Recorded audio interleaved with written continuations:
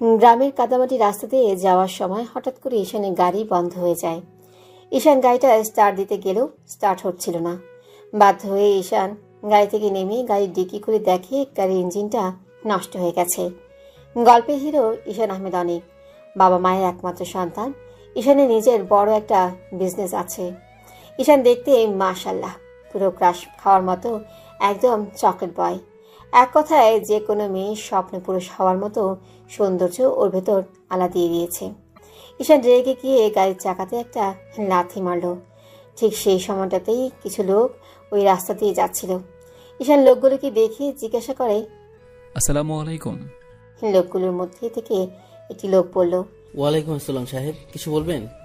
Actually আমার গাড়িটা খারাপ হয়ে গিয়েছে।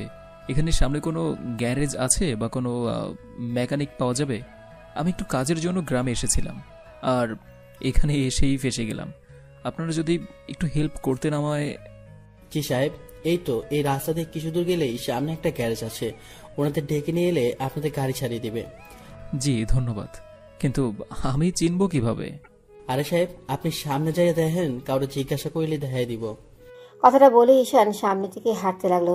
কিছু তো যেতেই ঈশান খেয়াল করে সামনে একটা গ্যারেজ আছে। গ্যারেজটা দেখে ঈশান স্বস্তির একটা নিঃশ্বাস ফেলে। আবারও যখন সামনে হাঁটতে যাবে কিন্তু পারছিল না, কারণ একই তো মাটির রাস্তা, আর দ্বিতীয়ত বৃষ্টি হওয়ার ফলে প্রচুর কাদা জল ছিল। ঈশান টাল সামলাতে না পেরে মুখ থুবড়ে পড়ে যায় রাস্তাতেই। ঠিক তখনই কেউ একজন হাসতে থাকে। ঈশান উঠতে গেলে উঠতে পারে না, আবারও মুখ থুবড়ে পড়ে যায়। ঈশান খেয়াল করে একটা সুন্দরী মেয়ে ওর সামনে দাঁড়িয়ে কোমরে হাত দিয়ে হাসছে। ঈশানের বেহাল অবস্থা দেখে মেয়েটা হাসিটাকে কন্ট্রোল করে ঈশানের দিকে এক হাত বাড়িয়ে দিয়ে বলে, এই যে শহরের বাবু, গ্রামের কাদামাটি রাস্তায় হাঁটতে পারেন না তো গ্রামে কেন আসছেন? এটা আপনাদের শহরের পাকা রাস্তা না, এটা হইতেছে গ্রাম। গ্রামে কাদামাটি থাকবে। নিন, এখন আমার হাতটা ধরে উঠুন। ঈশান চোখ খুলে ভালোভাবে তাকাতেই পারছে না। তারপরেও মেয়েটিকে দেখার চেষ্টা করলো। মেয়েটা বুঝতে পেরে বলল, আমার চেহারা পরে দেখবেন, আগে নিজের চেহারা ধুয়ে হনুমান থেকে মানুষ হন। মেয়েটি আবারও হাসতে লাগে। ঈশানের হাতটা ধরে উঠে দাঁড়ায়। ঈশান দাঁড়াতেই ওই মেয়েটি আবারও বলে, আপনি আমার সাথে আসেন। আপনার সাথে যাব মানে? আর কোথায় যাব? ঈশানের কথা শুনে মেয়েটি বিরক্ত বোধ করে বলল, ওই জন্যই বলে মানুষের ভালো করতে নেই।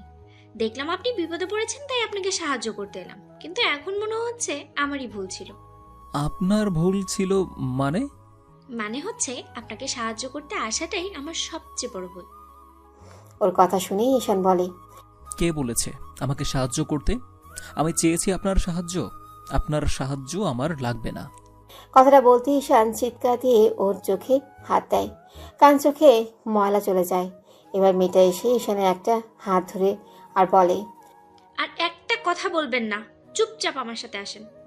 কথাটা বলেই মেয়েটা ঈশানের হাত ধরে টানতে টানতে ওদের বাসায় নিয়ে যায়। তাদের টিউবওয়েলের কাছে ঈশানকে এনে মেয়েটি বলে, আমি কল চিপছি, আপনি চোখে পানি দিন। মেয়েটি কল চাপতে লাগলো। ঈশান পানি দিয়ে চোখ পরিষ্কার করে নেয়। চোখ পরিষ্কার হতেই ঈশান রেগে কিছু বলতে গিয়ে মেয়েটির দিকে তাকিয়ে থমকে যায়। ঈশান মেয়েটিকে দেখে একদম স্তব্ধ হয়ে যায়। ও যেন একটা ঘোরের মধ্যে চলে যাচ্ছিল। গ্রামের মেয়ে, শাড়ি পরেছে, লাল ফিতে দিয়ে বিনুনি করে দুই দিকে ছেড়ে দেওয়া। লম্বা চুলের অধিকারিণী মেয়েটি অসম্ভব মায়াবী। দুধে আলতা গায়ের রং। মেয়েটা বেশ কিছুক্ষণ ঈশানের দিকে তাকিয়ে রইল। ঈশান কিছু বলছে না দেখি মেয়েটা আবারও বিরক্ত হয়ে ঈশানের সামনে হাত নাড়িয়ে বলে, এই যে মিস্টার, কেমন করে কি দেখছেন? হ্যাঁ, কি হলো, বোবা হয়ে গেলেন নাকি? মুখটা বন্ধ না রেখে বলুন তো, আপনি আমাদের গ্রামে কি করেন? গ্রামের রাস্তায় হাঁটতে পারেন না তো এখানে আসছেন কেন? কি দরকারে এসেছেন? মেয়েটার কথা শুনে ঈশানের ঘোর কেটে যায়। তারপর মেয়েটির থেকে চোখ সরিয়ে নিয়ে এদিক ওদিক তাকিয়ে আবার মেয়েটির দিকে তাকিয়ে বলে, আপনাদের গ্রামে আমরা একটা জমি কিনেছি, আর ওখানে হসপিটাল করা হবে। ওইটা আমি করেছি। আমি ঈশান আহমেদ অনিক। আমি জমির ব্যাপারে একটু কাজের জন্য এসেছিলাম, কিন্তু আপনাদের গ্রামে ঢুকতেই আমার গাড়িটা বন্ধ হয়ে যায়। আমি আশেপাশের লোকজনকে জিজ্ঞাসা করলে ওরা বলে সামনে একটা গ্যারেজ আছে। গাড়ি থেকে নেমে তারপর গ্যারেজের মেকানিক ডাকতে আসলে পা স্লিপ কেটে পড়ে যায়। আর তারপর তো সবটা দেখলেন। ঈশানের কথা শুনে মেয়েটা ওকে বলে, ও, তাহলে এই ব্যাপার। আচ্ছা, আপনি গোসল করে নেন, আমি আব্বুর একটা পাঞ্জাবি দিচ্ছি, আপনি পরে নেবেন, তারপর আমি আপনাকে নিয়ে যাব। মেয়েটা মুচকি হেসে কথাটা শেষ করলে ঈশান বলে, না না, আর কিছু লাগবে না। আপনি যেটুকু করেছেন সেটাই আমার জন্য অনেক। ধন্যবাদ আপনাকে। আর আমি এখন যাই। আরেকটা কথা, নেক্সট টাইম থেকে কোনো মানুষকে বিপদে পড়তে দেখলে এরকম হাসবেন না।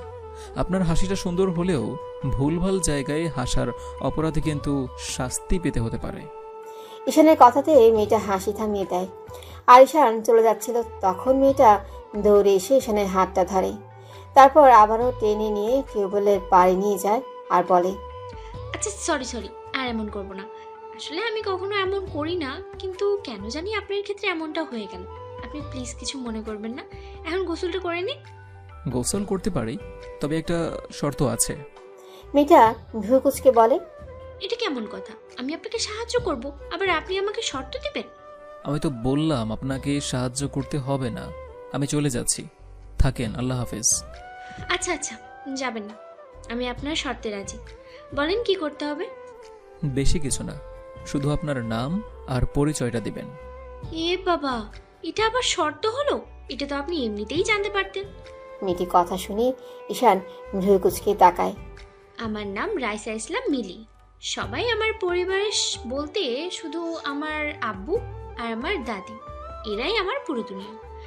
আমার আব্বুর গ্যারেজ আছে, সেখান থেকে আমাদের সংসার চলে, বুঝেছেন? মানে ওই গ্যারেজটা আপনাদের? হ্যাঁ। আচ্ছা, আপনি তো গ্রামের মেয়ে, কিন্তু গ্রামের মেয়ের মতো তো কথা বলছেন না। আপনি তো পুরো একদম শহরের মেয়েদের মতো স্পষ্ট বলছেন। আমি গ্রামের মেয়ে হলেও পড়ালেখা কিছুটা করেছি, আর গ্রামের মেয়েরা কি স্পষ্ট ভাষায় কথা বলতে পারে না? তা কতটুকু পড়ালেখা করেছেন শুনি? এই তো এইবারই এইচএসসি দিলাম। আচ্ছা, তোমার বয়স কত? 16 বছর। অ্যাটিটিউড তো এমন দেখাচ্ছে, মনে হয় যেন 25 বছরের আন্টি। নাক টিপলে দুধ বের হবে এইটুকুনি একটা পিচ্চি মেয়ে, সে আবার এত পটর পটর কথা বলে।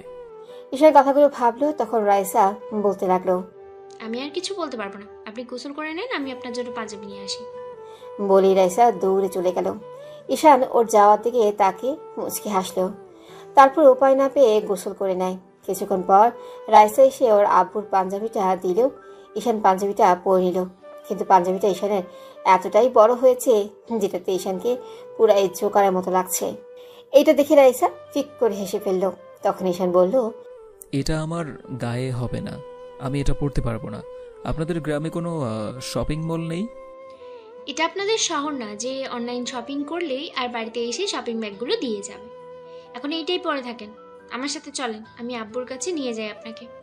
রাইসা ঈশানকে নিয়ে ওর আব্বুর গ্যারেজে চলে আসলো। রাইসা ওর আব্বুকে বলতে লাগলো, আসসালামু আলাইকুম আব্বু। ওয়ালাইকুম আসসালাম। কিছু বলবে আম্মু? হ্যাঁ আব্বু, বলবো তো। এই যে ইনি একটু বিপদে পড়ে গেছে। রাইসা আব্বুকে সবটা বলল। সব শোনার পর রাইসার আব্বু বলল, আচ্ছা মা, তুই বাসায় গিয়ে রান্নাটা বসিয়ে দে, আমি ওনার সাথে গিয়া গাড়িটা ঠিক করে দিয়ে আসি। আচ্ছা ঠিক আছে আব্বু। রাইসা চলে গেল। রাইসার আব্বু ঈশানকে নিয়ে ওর গাড়ির কাছে আসে। গাড়ির ইঞ্জিনে একটু প্রবলেম হয়েছে। লোকটা কিছুক্ষণ দেখার পর গাড়িটা ঠিক করে ফেলে। তখন ঈশান বলে, আপনাকে অনেক অনেক ধন্যবাদ চাচা। আরে বাবা, ধন্যবাদ কি জন্য? এটা তো আমার কাজ। ঈশান লোকটাকে তার পারিশ্রমিক বুঝিয়ে দিল আর বলল, এখন তাহলে আমি আসি চাচা। এখন এই রাতে তুমি কোথায় যাবে? আর রাস্তাঘাটের যা অবস্থা, তাতে তুমি শহরে ফিরতে গেলেও মধ্যরাত হয়ে যাবে। আর পাশের এলাকাটা বেশি ভালো নয়, তাই তোমার এখানে বেরোনোটা ঠিক হবে না বাবা। হ্যাঁ চাচা, আমি সেটাই ভাবছিলাম। আচ্ছা সমস্যা নেই, আমি গাড়ির ভেতরে ডোর লক করে ঘুমিয়ে পড়বো। সে কি বাবা, তুমি আমাদের গ্রামের মেহমান, তুমি আমাদের গ্রামে এসে আমাদের বাসার সামনে রাতে গাড়িতে শুয়ে থাকবে? সেটা কিভাবে হয়? তার থেকে তুমি বরং আমার সাথে চলো, আজকে রাতে আমাদের বাসাতেই থাকবে, তারপর না হয় তুমি সকালে চলে যেও। না না চাচা, তার দরকার হবে না, আর গাড়িতে আমার কোনো সমস্যা হবে না। তোমার কোনো সমস্যা না হলেও আমার অনেক সমস্যা হবে বাবা। আমার গরিব হতে পারি, তোমাদের মতো হয়তো পাকা বাড়ি নেই, কিন্তু আমাদের মাথার উপর খড় কাটার একটা ছাদ আছে। তোমার যদি এই গরিবের বাড়িতে থাকতে অসুবিধা না হয় তাহলে আমার সাথে চলো। ছি ছি চাচা, কি বলছেন? আমি গেলে আপনারা ব্যস্ত হয়ে পড়বেন, তাই আমি যেতে চাচ্ছি না। না বাবা, আমি আমার মেয়ে আর মায়ের ছোট্ট একটা পরিবার, নিজের বলতে তেমন কেউ নেই। তুমি আমাদের বাসায় গেলে আমি অনেক খুশি হব। মনে করব আমি গরিব হলেও একটা মানুষকে সাহায্য করতে পেরেছি। তুমি যদি এই গরিব চাচাকে বলে মনে করো তাহলে আমার সাথে চলো। রাইসার আব্বুর কথা শুনে ঈশান আর কি বলবে বুঝতেই পারল না। তার উপর লোকটা এমন করে বলল যার জন্য না গিয়েও পারল না। ঈশান রাইসাদের বাসায় ঢুকতেই দেখতে পেল রাইসা মাটির চুলায় রান্না করছে। ঈশানকে দেখে রাইসা ওকে ঘরে নিয়ে গিয়ে বসতে দেয়। রাইসার দিদা এসে ঈশানের সাথে কথা বলতে থাকে। ঈশানের দিদার সাথে বেশ ভাব জমে গেছে। রাইসার রান্না শেষ হয়ে গেলে ও খাবার বেরিয়ে দিয়ে সবাইকে ডাকে। ঈশানকে ডাকতে গেলেই ও বলে, রাইসা, আমি কিছু খাবো না, আমাকে নিয়ে ব্যস্ত হবেন না প্লিজ।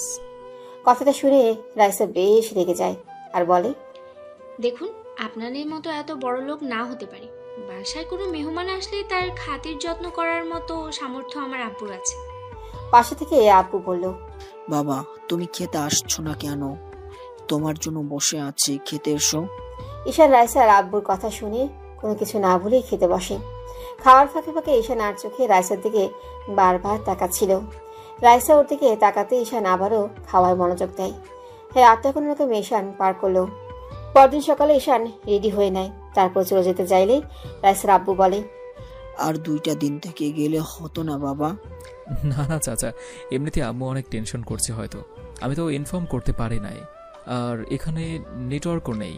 তাছাড়া আবারও আমাকে এখানে আসতে হবে হসপিটালের কাজের সম্পূর্ণ হওয়া পর্যন্ত। এখন আসতে হবে চাচা, আজকে আমি আসি। আচ্ছা, আবার এসো তাহলে। জি চাচা, আল্লাহ হাফেজ। একটু দাঁড়াও বাবা। রাইসা আম্মু, তুই একটু ওনার সাথে যা, গাড়ি পর্যন্ত এগিয়ে দিয়ে আয়। আব্বুর কথা শুনে রাইসা ঈশানের দিকে ড্যাব ড্যাব করে তাকায়। ঈশান ঠোঁটের কোণে মুচকি হাসি দেখে রাইসা একটু বিরক্তির সুরে বলে, আমাকে কেন যেতে হবে? উনি কি ছোট বাচ্চা নাকি যে পথ হারিয়ে ফেলবে? এটা কেমন কথা আম্মু? উনি আমাদের মেহমান। মেহমানদের কিভাবে সম্মান দিয়ে কথা বলতে হয় আমি তোমাকে শেখাইনি। তোমাকে যেটুকু বলেছি সেটুকুই করো।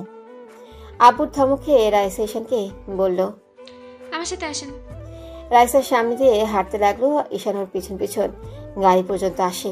তখন ঈশান বলে, সামনে তো 3টা রাস্তা, কোন রাস্তা থেকে মেইন রোডটা পাবো বলেন তো? কথাটা বলতে বলতে ওরা দুজন গাড়ির কাছে চলে আসে। রাইসা বলে, ডান দিকে রাস্তা দিয়ে গেলেই পেয়ে যাবেন।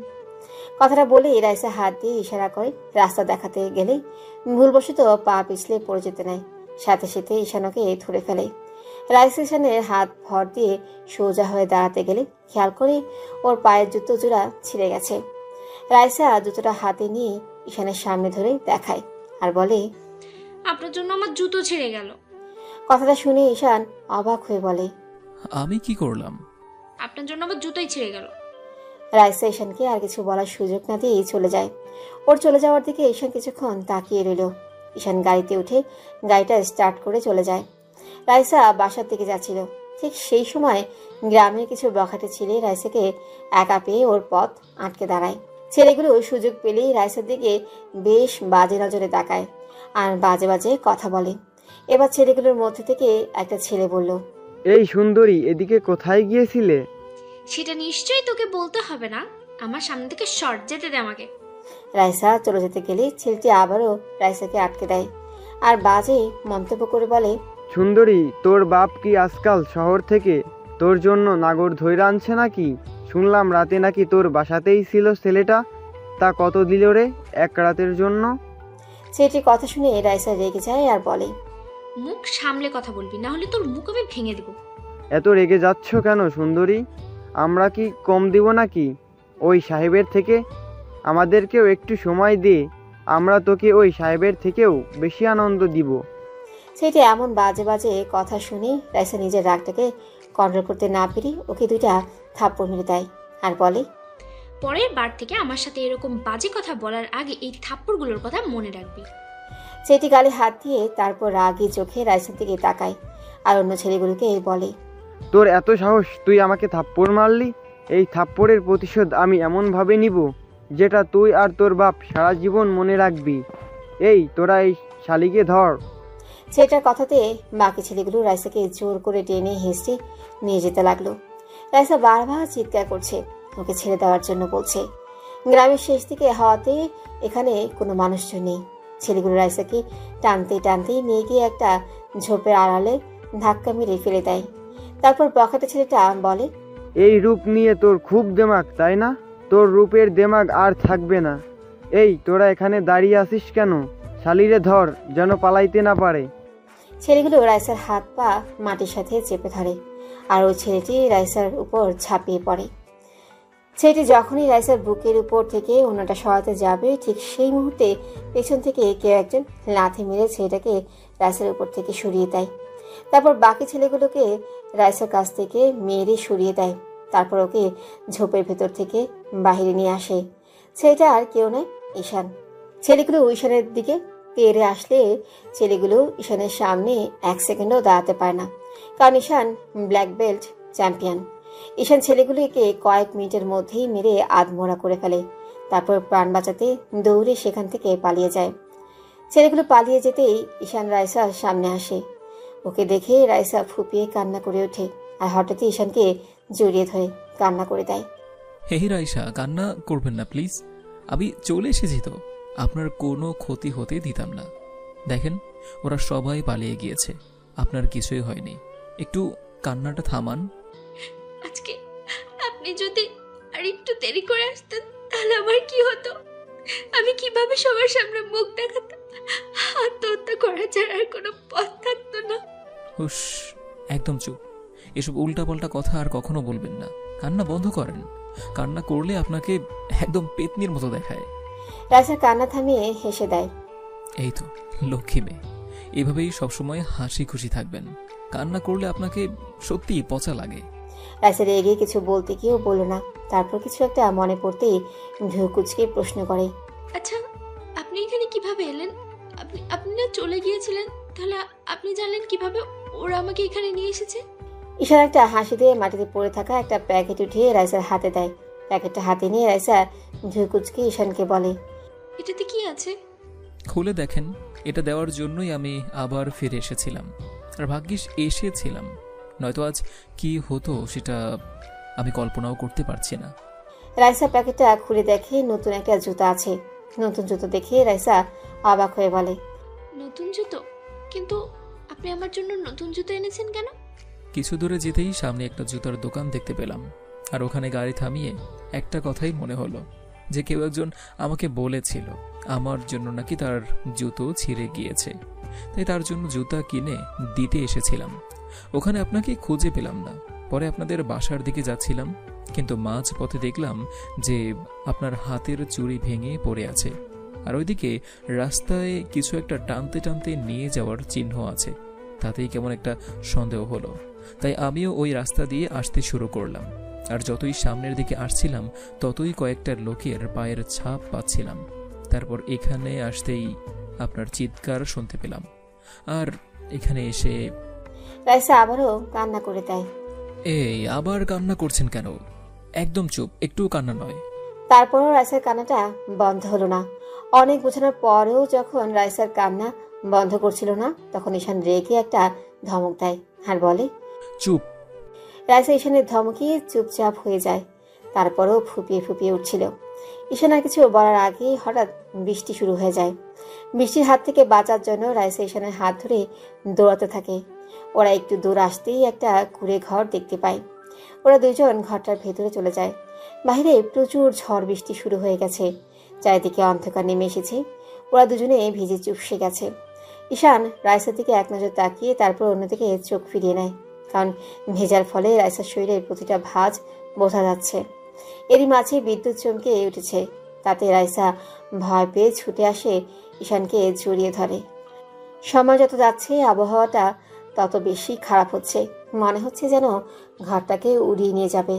রাইসা ভয় পেয়ে ঈশানকে এমনভাবে খামচে ধরেছে যে ওর হাতের নখগুলো ঈশানের পিঠে বসে যাচ্ছে। ঈশানের ব্যথা লাগলেও তাতে ঈশান টু শব্দও করছে না। দুপুর গড়িয়ে বিকেল হয়ে যায়, তারপরেও বৃষ্টি থামার কোনো নামগন্ধই নেই। একই রকমভাবে বৃষ্টি হয়েই যাচ্ছে। দুজনেরই কাপড়গুলো গায়ে শুকিয়ে গেছে। বিকেল করিয়ে সন্ধ্যা হবে ঠিক তখনই বৃষ্টি থামে। বৃষ্টি থামতে ঈশান রাইসাকে নিজের থেকে ছাড়িয়ে নিতে গেলে খেয়াল করে রাইসা ওর বুকেই ঘুমিয়ে গেছে। রাইসার মুখের দিকে তাকাতেই দেখে বাচ্চাদের মতো গুটিসুটি মেরে ওর বুকে ঘুমিয়ে আছে। রাইসা অসম্ভব রকমের সুন্দর একটা মেয়ে, চেহারায় অদ্ভুত এক মায়া আছে মেয়েটার।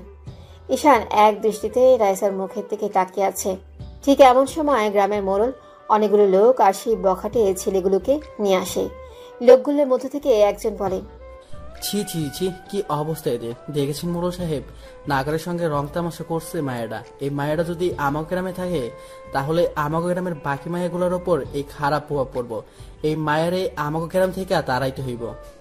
লোকজনের হট্টগোলের শব্দ শুনে রাইসার ঘুম ভেঙে যায়। রাইসা ঈশানের বুক থেকে মুখ তুলে দেখে গ্রামের অনেক লোক ওদের সামনে দাঁড়িয়ে আছে। ঈশান লোকগুলোকে কিছু বললেও লাভ হয় না, কারণ ওই ছেলেগুলো তার আগেই বলে, মোড়ল সাহেব, আমরা তো সবাই সকালবেলাতেই দেখছি এই মায়েরা এই পোলাটারে লইয়া ঘরে ঢুকছে, আর কাল সারা রাতি পোলাটা এই মায়ের লগে ওদের বাড়িতেই ছিল। রাইসা এতক্ষণ ঘুমে ঘরে থাকলেও এদের কথাবার্তা শুনে ওর ঘুমের রেশ কেটে যায়। কিছু বলতে গেলে ঈশান ওর হাতটা ধরে আটকে দেয়, কারণ ঈশান খুব ভালো করেই বুঝতে পেরেছে এই ছেলেগুলো ইচ্ছে করে এই সমস্ত নাটক সাজিয়েছে।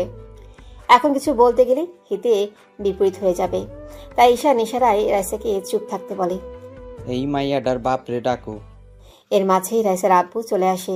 সব শুনে রাইসার আব্বু কি বলবে বুঝতেই পারে না।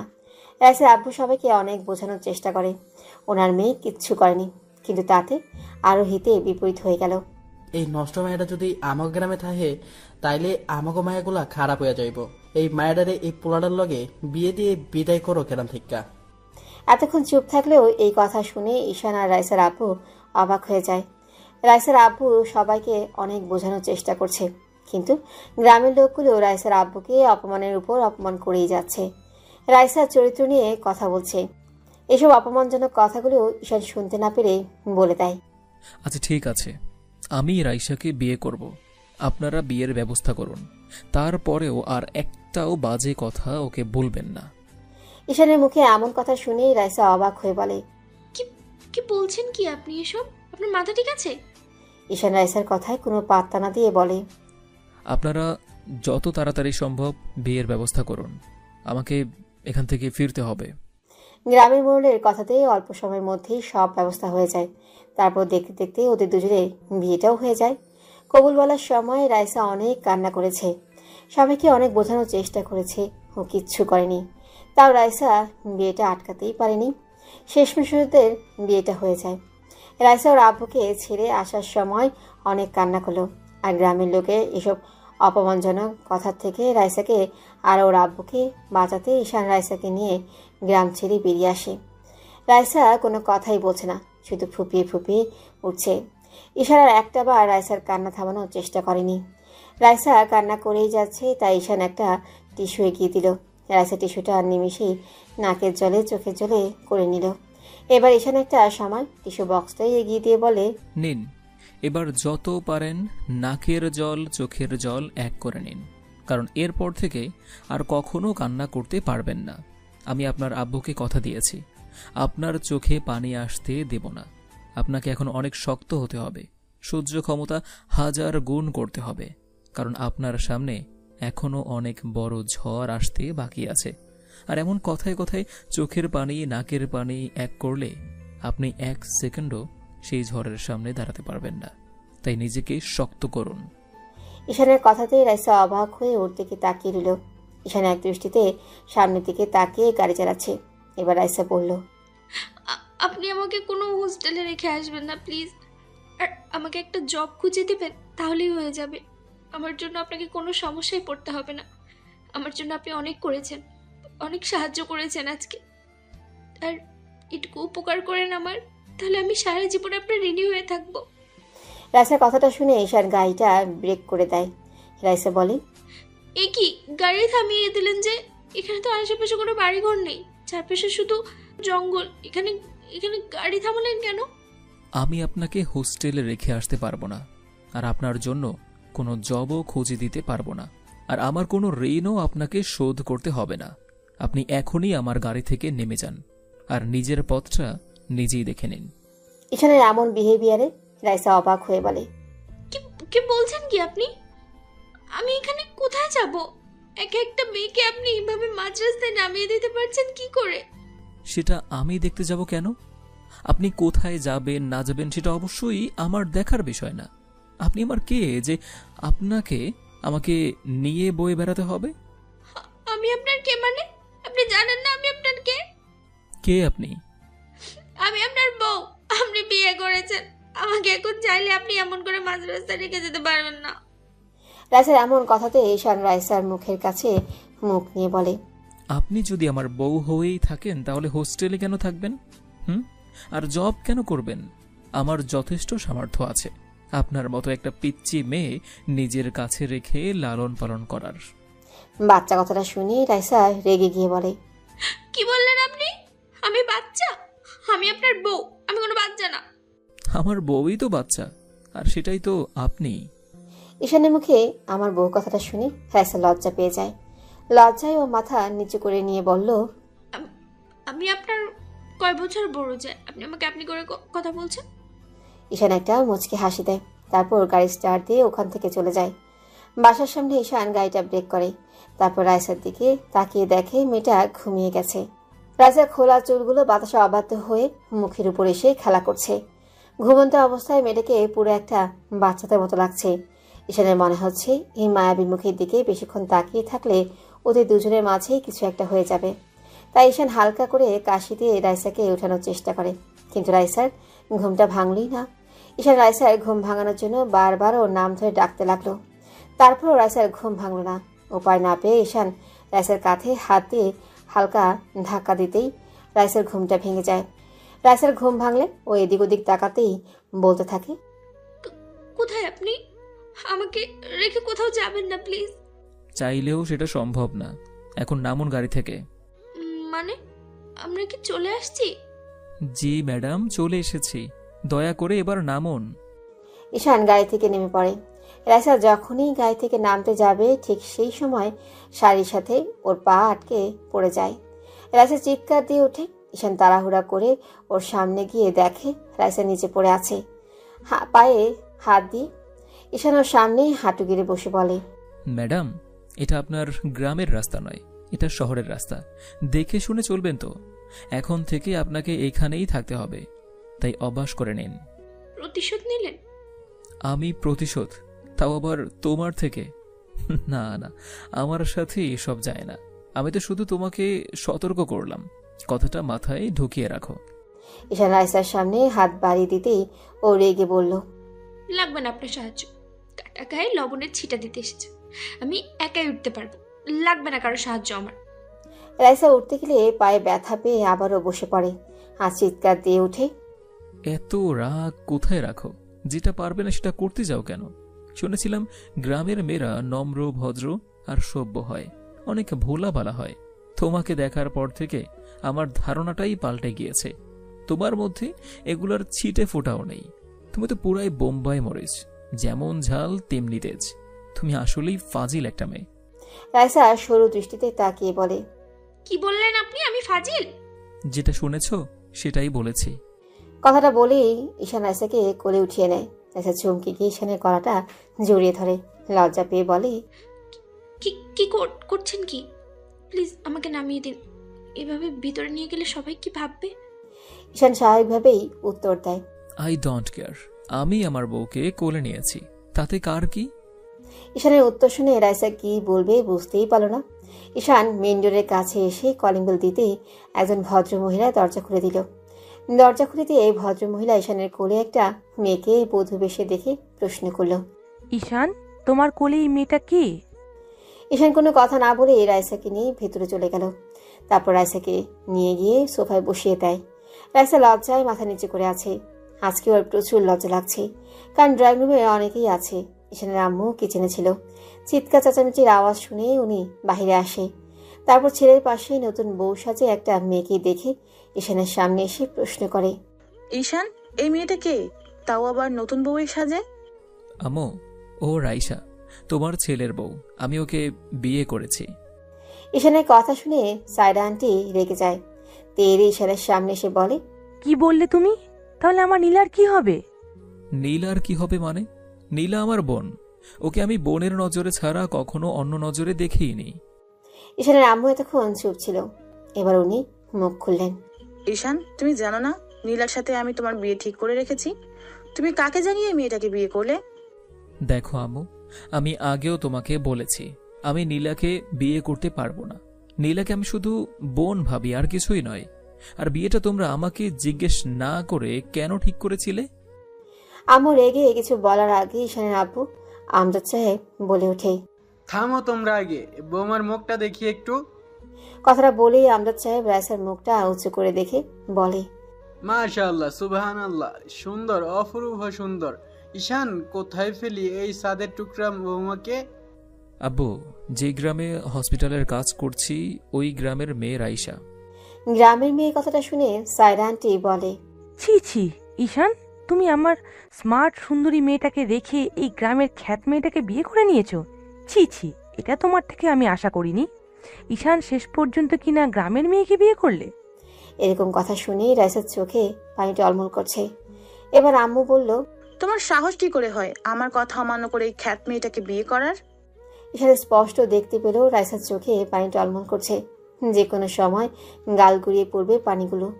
ঈশান প্রচন্ড পরিমাণে রেগে সবার উদ্দেশ্যে বলল, রাইসাকে নিয়ে তোমাদের যদি এতই সমস্যা হয়ে থাকে তাহলে আমি এই মুহূর্তে রাইসাকে নিয়ে বাড়ি ছেড়ে বেরিয়ে যাচ্ছি।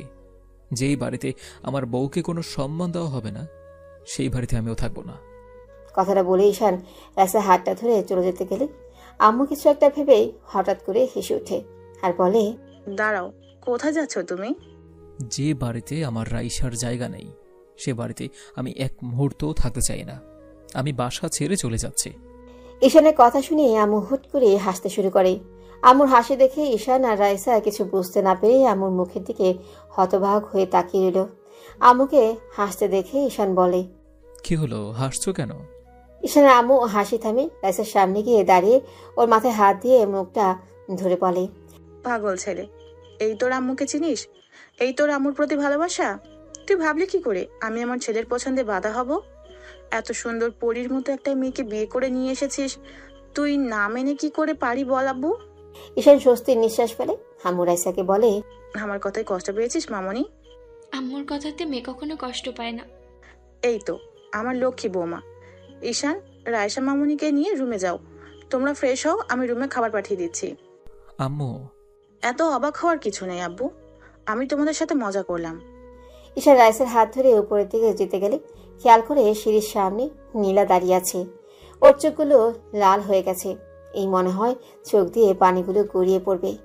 নীলার এরকম অবস্থা দেখে সায়রা আন্টি অর্থাৎ নীলার আম্মু ওর কাছে গিয়ে হাত ধরে মাথায় হাত বুলিয়ে সান্ত্বনা দিয়ে বলে, তুই একদম মন খারাপ করিস না মামুনি, আমার সাথে চল। এই বাসায় আর এক মুহূর্ত থাকবো না আমরা দুইজন, এখনই বাসা ছেড়ে চলে যাব, আর কখনো এই বাসায় আসবো না। চল মামুনি, তোর জন্য আমি এর থেকে ভালো ছেলে আমি এনে দেব, কোনো বেইমানকে তোর লাইফে আসতে দেব না। আর হ্যাঁ, তোমরা সবাই আমার মেয়ের সাথে যেটা করলে এর খেসারত সবাইকেই দিতেই হবে, আমি কখনো তোমাদের ক্ষমা করব না। নীলার আম্মু নীলার হাতটা ধরে টেনে নিয়ে যেতে গেলে নীলা এক ঝটকায় হাতটা ছাড়িয়ে নেয়।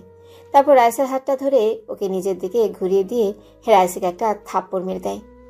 ঘটনাটা এত দ্রুত হয়ে যায় যে ঈশান ওকে আটকাতে পারে না।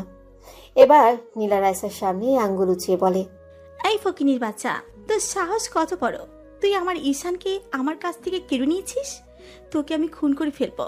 তোদের মতো গ্রামের মেয়েরা শুধু এটাই পারে, বড়লোক ছেলে দেখলি নিজের রূপে জালে ফাঁসিয়ে বিয়ে করে, তারপর তাদের সম্পত্তির উপরে আয়েশ করে সারাটা জীবন পার করে দেয়। তুই যদি এইরকম কিছু ভেবে থাকিস, তোকে আমি খুন করে ফেলবো। ঈশান শুধু আমার, ও কখনোই তোর হবে না। তোর মতো 2 টাকার বাজারের মেয়ে ঈশানের বউ হওয়ার যোগ্যতা রাখে না। ঈশানের বউ হব শুধু আমি। না জানি এর আগে কত ছেলেকে এভাবে নিজের শরীর দিয়ে বশ করেছিস। এখন আমার ঈশানকে তোর মায়ে আটকেছিস। তোকে তো আমি। নীলা কথাটা শেষ করতেই ঈশান কষে ওর গালে 2টা থাপ্পড় মেরে দিল।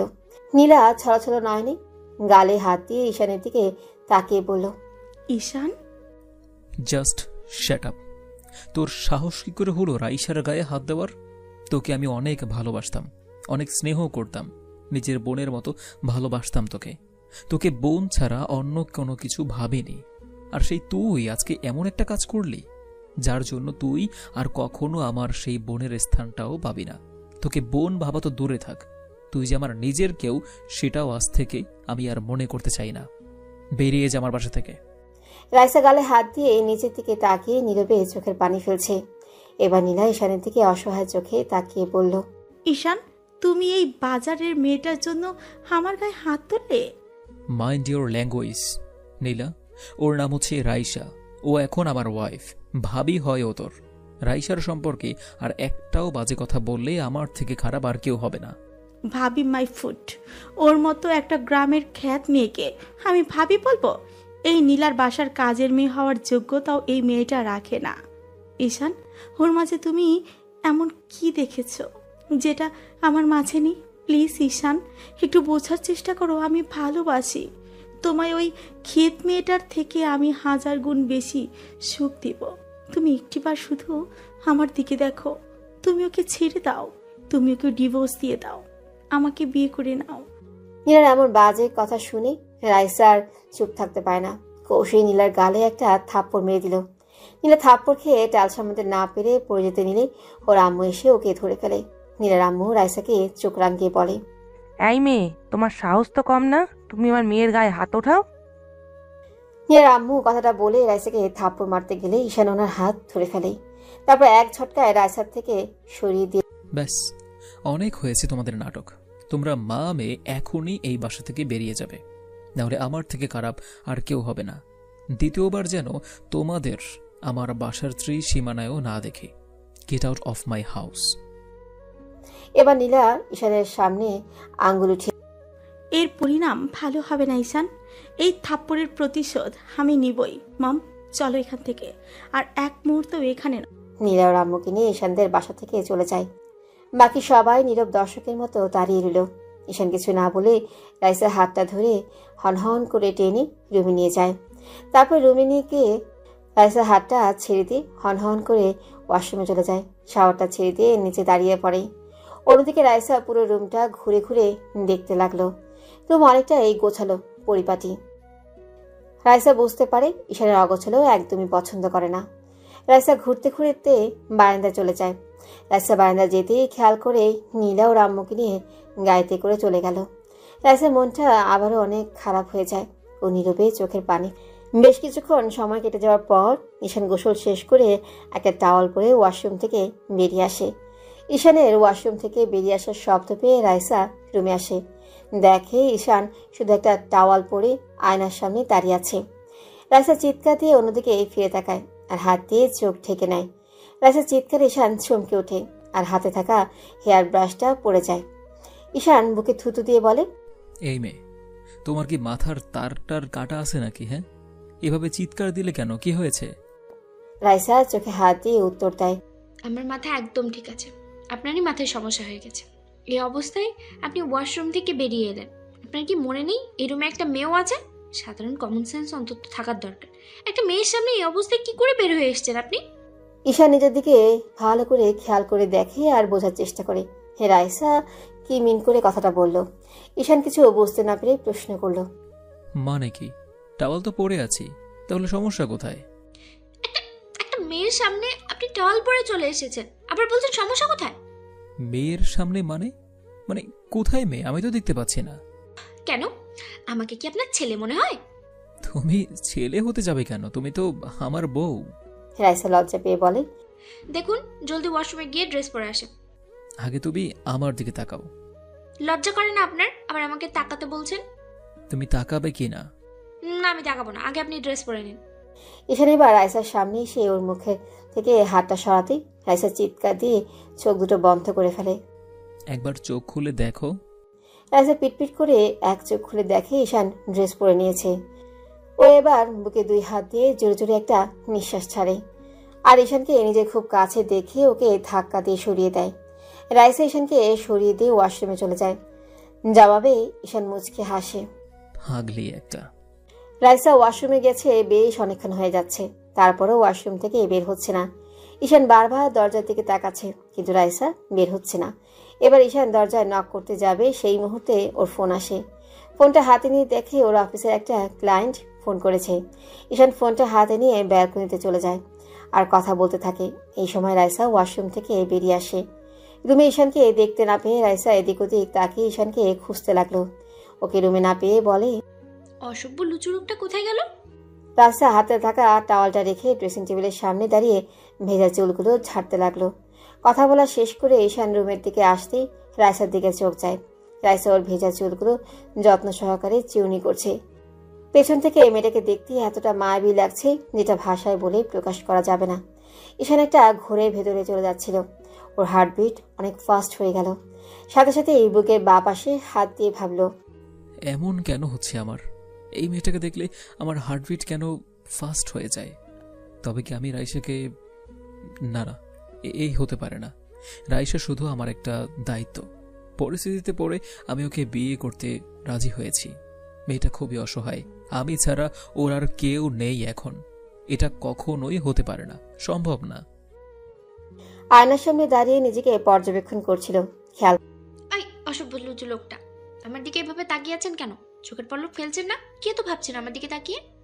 রাইসা হালকা করে কাশিয়ে দিল। তাতে কোনো লাভই হলো না। উপায় না পেয়ে রাইসা ঈশানকে ডাকলো। এই যে শুনছেন? রাইসার ডাকে ঈশানের ঘোর কেটে যায়। রাইসা এক দৃষ্টিতে ঈশানের দিকে তাকিয়ে আছে। ঈশান কথা ঘোরানোর জন্য বলে, আমার মুখের দিকে তাকিয়ে থাকলে কি পেট ভরবে? আম্মু খাবার দিয়ে গেছে তোমার জন্য, ওয়েট করছিলাম, এখন আসো, খেয়ে নেবে। ঈশান খেতে বসে। রাইসা ঈশানের দিকে তাকিয়ে বেশ কিছুক্ষণ বোঝার চেষ্টা করে কি হচ্ছিল বারবার ওর সাথে। ঈশান আবার রাইসাকে ডাকতেই রাইসাও ঈশানের সাথে খেয়ে নেয়। খাওয়া শেষ হলে ঈশান বলে, তুমি বেডে ঘুমিয়ে পড়ো, আমি সোফায় শুয়ে পড়ছি। ঈশানের কথাটা শুনে রাইসার কেন জানি খারাপ লাগলো। ও মাথা নিচু করে, আপনি সোফায় কেন ঘুমাবেন? আপনি বেডে ঘুমিয়ে পড়েন, আমি সোফায় ঘুমাচ্ছি। জি না ম্যাম, আপনাকে এত ভাবতে হবে না। আপনাকে যেটা বলেছি আপনি ওটাই করেন। কিন্তু আপনি সোফায় কিভাবে ঘুমাবেন? সোফা তো কত ছোট, আপনার কষ্ট হবে তো। তাহলে আপনি কিভাবে ঘুমাবেন? আমার সাথে ঘুমান, মাঝখানে দিয়ে কোলবালিশ দিয়ে দিব। ঈশানের মাথায় দুষ্ট বুদ্ধি এলো। ও ডেভিল হাসি দিয়ে বলল, তোমার ভয় লাগবে না? ভয় কেন লাগবে? বিয়েটা যেভাবেই হোক, তুমি এখন থেকে আমার বউ, আর তোমার উপরে সম্পূর্ণ অধিকার আছে আমার। আর আজকে তো আমাদের বাসর রাত, আমি যদি তোমার সাথে কিছু করে ফেলি। কথাটা বলে ঈশান দুষ্ট হাসি দেয়। রাইসা তো ভয় শেষ। ও কাঁপা কাঁপা কণ্ঠে বলে, কি কি করবেন কি আপনি? ওমা, তুমি জানো না বাসর রাতে মানুষ কি করে? সবাই যা করে আমিও তাই করব বউ। কথাটা বলে ঈশান রাইসার দিকে এক পা করে এগোতে লাগলো। ঈশানের কর্মকাণ্ডে রাইসা ভয়ে পেছাতে লাগলো। আপনি আমার দিকে এগোচ্ছেন কেন? কেন আবার? বাসর করব বলে। আর যেহেতু আমরা দুজন এখন স্বামী স্ত্রী, আর একই রুমে একই ছাদের নিচে একই বেডে ঘুমাবো, তাহলে নিজের বউয়ের সাথে বাসর করব না? সেটা কি হয়? বাসর করব বউ। ঈশানের কথা শুনে ভয়ে রাইসার কলিজার পানি শুকিয়ে গেল। ও বারবার শুকনো একটা ঢোক গিয়েছে। রাইসা পেছাতে পেছাতে দেয়ালের সাথে ঠেকে যায়। ঈশান রাইসার দুপাশে হাতে ওকে দেওয়ালের সাথে আটকে দেয়। রাইসা ভয়ে এদিক ওদিক তাকাচ্ছে। ওর গলাতে একটা কথাও বের হচ্ছে না। ঈশান রাইসার ভয়টা বাড়িয়ে দিতেই ওর ঠোঁট জোড়া রাইসার ঠোঁটের কাছে নিয়ে যায়। ঈশানের এমন দ্বারা কর্মকাণ্ডে রাইসা ভয়ে জ্ঞান হারিয়ে ফেলে। রাইসা পড়ে যেতে নিলেই ঈশান দুই হাতে ওকে বুকের সাথে আগলে নেয়। তারপর কোলে তুলে বেডে এনে শুয়ে দেয়। ঈশান রাইসার গালে হাত রেখে ওকে ডাকতে লাগলো, রাইসা, হেই রাইসা, কি হলো তোমার? আরে চোখ খোলো একবার, তাকাও আমার দিকে। আমি তো মজা করছিলাম। এই রাইসা। ঈশান ভয় পেয়ে গেল রাইসা হঠাৎ এমন জ্ঞান হারিয়ে ফেলার। ঈশান রাইসাকে বারবার ডাকছে, তারপরও রাইসা জ্ঞান ফিরছে না। ঈশান রাইসার পালস চেক করে দেখে ওর পালস চলছে। ঈশান সুস্থ একটা নিঃশ্বাস ফেলে। বুঝতে পারে রাইসা ভয়ে সেন্সলেস হয়ে গেছে। আল্লাহ, সামান্য মজা করার জন্য যদি এই মেয়ে এভাবে সেন্স হারিয়ে ফেলে, তাহলে সত্যি যদি এমন কিছু করতাম, তাহলে নির্ঘাত আমাকে বাসর রাতে বউ খুন করার অপরাধে জেলে যেতে হতো। এই মেয়ের থেকে দূরে থাকতে হবে, নাহলে যখন তখন আমাকে খুনই বানিয়ে দেবে। কথাটা বলে ঈশান মুচকে আসে। পরদিন সকালে বুকের উপরে ভারী কিছু অনুভব করে চোখ খুলে তাকায় ঈশান। তারপর ও যেটা দেখে সেটা দেখে ওর চোখ কপালে উঠে যায়, কারণ রাইসা ওর বুকের উপরে আর ওর মাথাটা আছে ঈশানের পায়ের দিকে। শাড়িটা রাইসার হাটের উপরে উঠে গেছে। ঘুম ভাঙার পর এরকম দৃশ্য দেখে ঈশান কাশতে শুরু করে। কাশির শব্দে রাইসার ঘুম ভেঙে যায়। রাইসা চোখ করে তাকায়, তারপর নিজের অবস্থান দেখে জিভায় কামড় দিয়ে এক লাফে উঠে নিজেকে ঠিক করে নেয়। এই বাবা, যেটা ভয় করেছিলাম সেটাই হলো। আমি তো ভুলেই গিয়েছিলাম আমার ঘুমানোর অভ্যেস খুব খারাপ। না জানি উনি এখন আমাকে নিয়ে কী সব ভাবছেন। গ্রামের মেয়েরা যে ঘুমের মাঝেও হাডুডু খেলে এটা জানা ছিল না। ভাগ্যিস গ্রামের মেয়ে বিয়ে করেছি, না হলে হয়তো এই অভিজ্ঞতাটা কখনোই পেতাম না। ঈশানের কথা শুনে রাইসা মাথা নিচু করে নেয় আর আমতা আমতা করে বলে, না মানে না, আসলে আমি সরি। রাইসার অবস্থা দেখে ঈশান ফিক করে হেসে ফেলে। থাক ম্যাডাম, আর লজ্জা পেতে হবে না। এবার গোসল করে নিন। অলরেডি আম্মু ডেকে গেছে ব্রেকফাস্টের জন্য। এবার নিচে যেতে হবে। কেন গোসল করতে হবে কেন? রাতে তো আমাদের মাঝে কিছুই হয়নি। কিছু হয়নি সেটা আমি জানি আর তুমি জানো, বাইরের কেউ তো জানে না। আর বিয়ের প্রথম দিনেই নতুন বউ গোসল না দিয়ে রুমের বাইরে গিয়েছে, ব্যাপারটা সবাই খারাপ নজরে দেখবে। এখন চুপচাপ গোসল করে আসো। আর তাতেও যদি তোমার প্রবলেম হয় তাহলে আমাকে বলো, তোমার গোসলের ব্যবস্থা করে দেই। কথাটা বলে ঈশান রাইসার দিকে ঝুঁকলো। সাথে সাথে রাইসা ঈশানকে ধাক্কা দিয়ে দৌড়ে ওয়াশরুমে চলে যায়। বেশ কিছুক্ষণ পর রাইসা গোসল করে একটা লাল শাড়ি পরে ভেজা চুলগুলো মুছতে মুছতে বের হয়। লাল শাড়ি আর ভেজা চুলে রাইসাকে অনেকটাই মোহনীয় লাগছে। ঈশান এক দৃষ্টিতে তাকিয়ে আছে রাইসার দিকে। ঈশানের রেসপন্স না পেয়ে এবার রাইসা হাতে থাকা চাওয়ালটা ঈশানের মুখে ছুঁড়ে মারে। ঈশানে ধ্যান ভেঙে তখনও বলে, এটা কি হলো? তুমি ভেজা টাওয়াল আমার মুখে মারলে কেন? তার আগে আপনি এটা বলেন, আপনি কোন জগতে হারিয়ে যান বারবার? ঈশান কিছু বলার আগেই আবারও আম্মুর ডাক পড়ল। ঈশান আসছে বলে রাইসার দিকে অগ্নিদৃষ্টি নিক্ষেপ করলো, বোঝালো ওকে পরে দেখে নিবে। দুজনে রেডি হয়ে তারপর নিচে চলে যায়। সবাই খাবার টেবিলে বসে আছে। এর মাঝে ঈশান বলে, আব্বু আম্মু, তোমাদের কিছু বলার ছিল আমার। হ্যাঁ বলো, কি বলবে? আমি রাইসাকে ভার্সিটিতে অ্যাডমিশন করাতে চাচ্ছি। ঈশানের কথা শুনে রাইসা অনেক ভয় পেয়ে যায়, কারণ ও ছোটবেলা থেকেই পড়ালেখার বিষয়ে বড্ড ফাঁকিবাজ। বই দেখলে ওর ভয় লাগে, তাই ও তাড়াহুড়া করে ঈশানকে বলে, না না, একদম না, ভার্সিটিতে ভর্তি করাতে হবে না। এখন আমার বিয়ে হয়ে গেছে, এখন সংসার করব, তাহলে লেখাপড়া করতে হবে কেন? রাইসার কথা শুনে আম্মু ধমকের সুরেই বলল, এই মেয়ে একদম চুপ। ঈশান, তুমি আজকে ওকে নিয়ে যাবে, ভার্সিটিতে ভর্তি করিয়ে দিবে। আমার বাড়ির বউ উচ্চ শিক্ষায় শিক্ষিত হবে। আমি চাই না সাইরার মতো কেউ আঙুল তুলে বলুক আমার ছেলের বউ ক্ষেত গায়া অশিক্ষিত একটা মেয়ে। আম্মুর কথা শুনে রাইসা ভাবলো, আম্মু তো ঠিকই বলেছে। আম্মু ঠিক বলেছ, ওকে আমি আজকেই নিয়ে যাব। এত সব কথার মাঝে আপু দুষ্টুমি করে বলল, কি ব্যাপার ঈশানের আম্মু, তুমি রিনা খানের থেকেও জরিনা খান কিভাবে হলে? কি বললে তুমি? আমি রিনা খান? দেখেছিস ঈশান, তোর আব্বু কি বলেছে? আমি নাকি রিনা খান? আমি কি ওইসব দরজাল শাশুড়ি নাকি? আমি তোমার বৌমার বেস্ট ফ্রেন্ড হব। যাহা রটে তাহা কিছু হলেও ঘটে। কি বোঝাতে চাইছো তুমি? কিছু না বেগম সাহেবা। খাওয়া দাওয়ার পর্ব শেষ করে ঈশান রাইসাকে নিয়ে ভার্সিটিতে যায়। ভার্সিটির গেটের সামনে আসতেই রাইসা অবাক হয়ে যায়, কারণ এর আগে কখনো এত বড় ভার্সিটি দেখেনি। গাড়ি থেকে নেমে গেট দিয়ে ঢোকার সময় সবাই ওদের দিকে হা করে তাকিয়েছিল। গেট দিয়ে ঢোকার সময় সবাই ওদের দিকে হা করে তাকিয়ে রইল। রাইসা বুঝতে পারছে না সবাই ওদের দিকে এমনভাবে তাকিয়ে আছে কেন। ওরা দুজন প্রিন্সিপালের ক্যাবিনে যায়, সব ফর্মালিটি শেষ করে ভার্সিটিতে অ্যাডমিশন করিয়ে দেয়। প্রিন্সিপাল স্যার জিজ্ঞাসা করে, ঈশান সাহেব, আপনার কাছে আমার একটা প্রশ্ন ছিল। জি স্যার, বলেন। আসলে আপনার মতো একজন নামকরা বিজনেসম্যান যাকে আজ অবধি কোনো মেয়ের সাথে দেখা যায়নি, সেই ঈশান সাহেবের সাথে আজকে প্রথম কোনো মেয়েকে দেখে আমার অনেকটা কৌতূহল হচ্ছে। মেয়েটা কে সেটা জানার জন্য যদি একটু বলতেন। প্রিন্সিপালের কথা শুনে ঈশান মনে মনে হাসে আর উত্তর দেয়, আসলে স্যার, মেয়েটা আমার কাজিন, আর আমার জানা মতে আপনাদের ভার্সিটির দেশের নাম্বার 1, তাই ওকে এখানে অ্যাডমিশন করিয়ে দিলাম। আর স্যার, আপনাকে একটা রিকোয়েস্ট রইল, আপনি শুধু দেখবেন ওর যেন কোনো প্রবলেম না হয়, আর তেমন কোনো প্রবলেম হলে আমাকে ইনফর্ম করবেন। ঈশান কথাটা বলেই প্রিন্সিপালের দিকে ওর একটা কার্ড বাড়িয়ে দিল। প্রিন্সিপাল ঈশানের কার্ডটা হাতে নিতে নিতে বলল, জি অবশ্যই, এটা আমাদের সৌভাগ্য যে আপনার মতো একজন মানুষ আমাদের ভার্সিটিতে এসেছে। আমরা সর্বোচ্চ কোম্পানি দেওয়ার চেষ্টা করব আপনাকে। কথা শেষ হতেই ঈশান আর রাইসা বাইরে আসে। রাইসা ঈশানকে প্রশ্ন করে, আপনি প্রিন্সিপাল স্যারকে এটা বললেন কেন? আমি আপনার কাজিন, সত্যিটা কেন বললেন না? সেটা তোমার না জানলেও চলবে। তুমি কখনো কাউকে এটা বলবে না যে আমি তোমার হাজবেন্ড। যেই জিজ্ঞাসা করবে বলবে আমরা কাজিন। রাইসার মাথায় হাজারো প্রশ্নের ভিড় করেছে, আর ঈশান ভাবছে, কেউ যদি জানতে পারে তুমি আমার বউ, তাহলে আমার শত্রুরা তোমার ক্ষতি করে দেবে রাইসা। তাই মিথ্যা বলতে হলো পাগলি। ঈশানের কথা শুনে রাইসার মনটা খারাপ হয়ে গেল।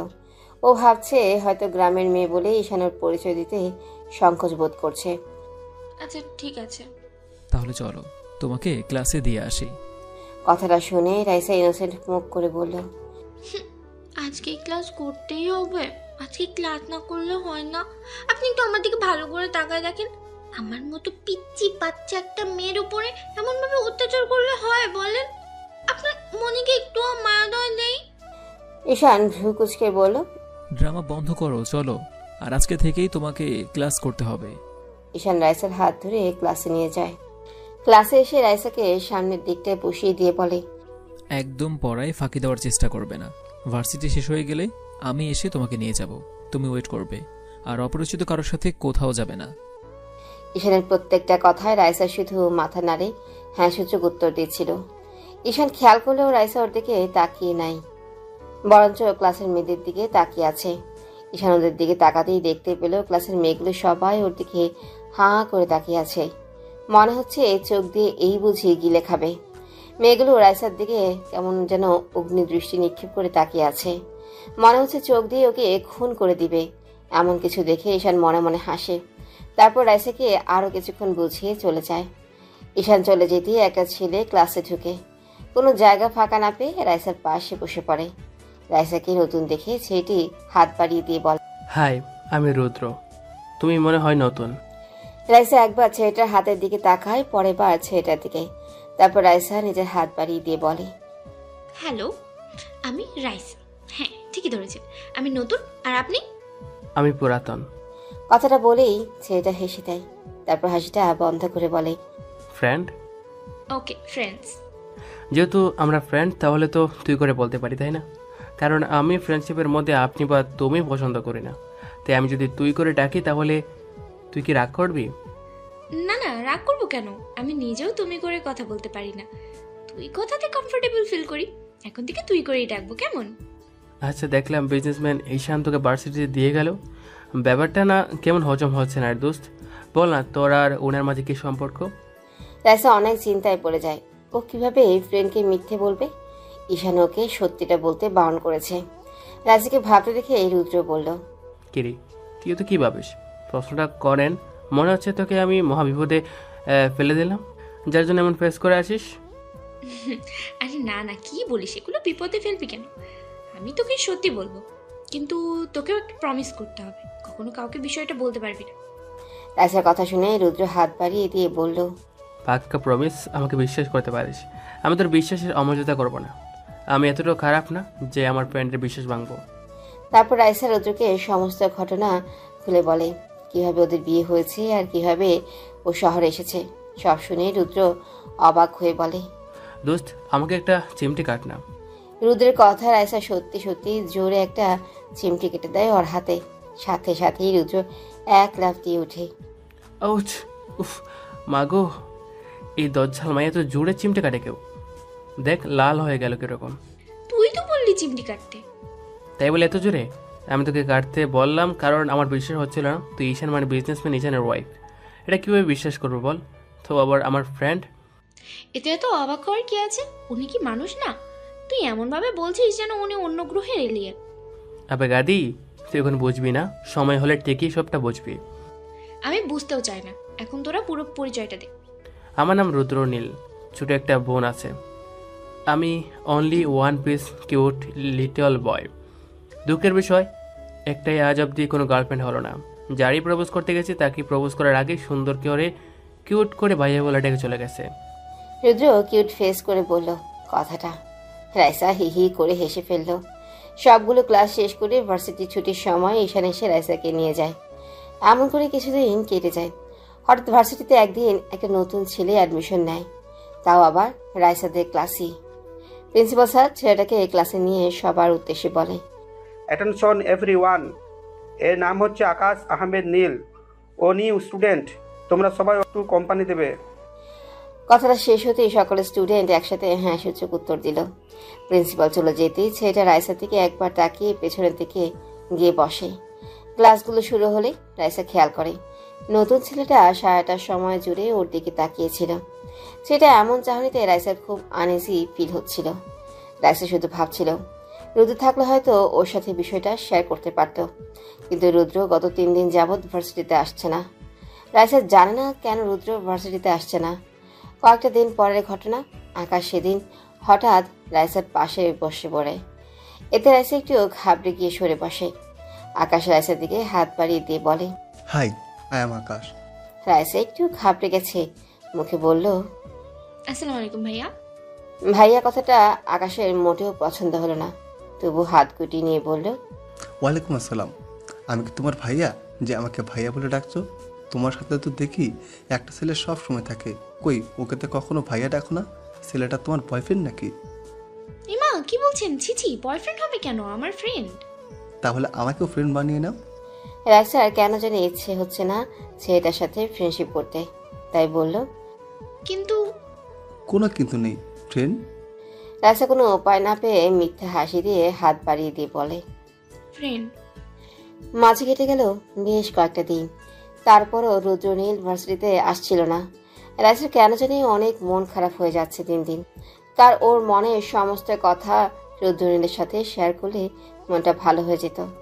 আর কিছুদিন যাবৎ রাইসার মনটা অনেক খারাপ। ও বারবার চাইছে রুদ্রনীল ভার্সিটিতে আসলে ওকে সবটা বলবে। অন্যদিকে ঈশান আজকে 2 দিন যাবৎ ওর কিছু মেয়ে ক্লায়েন্টের সাথে ফোনে বেশ হাসাহাসি করে কথা বলছে, যেগুলিও ওর একদমই সহ্য হয় না। তারপরও রাইসা ঈশানকে কিছু বলতে পারে না। এদিকে আকাশ ছেলেটা খুবই গায়ে পড়া স্বভাবের, সব সময় ওর সাথে চিপকে থাকার চেষ্টা করে। রাইসা যত ওর থেকে দূরে দূরে থাকতে চেষ্টা করে, ছেলেটা ততই ওর কাছে আসতে চায়। একদিন রাতে রাইসা বেডে বসে বই পড়ছিল, ঠিক সেই সময় ঈশান রুমে ঢুকে। ও কারোর সাথে কথা বলতে বলতে ব্যালকনিতে চলে যায়। রাইসা বুঝতে পারলেও ঈশান আজকে কোনো মেয়ে ক্লায়েন্টের সাথে কথা বলছে। রাইসার রাগে ফুঁসতে লাগলো। ঈশানের কথা শেষ হতেই ও রাইসার সামনে এসে বসে আর বলে, পড়া কমপ্লিট হয়েছে?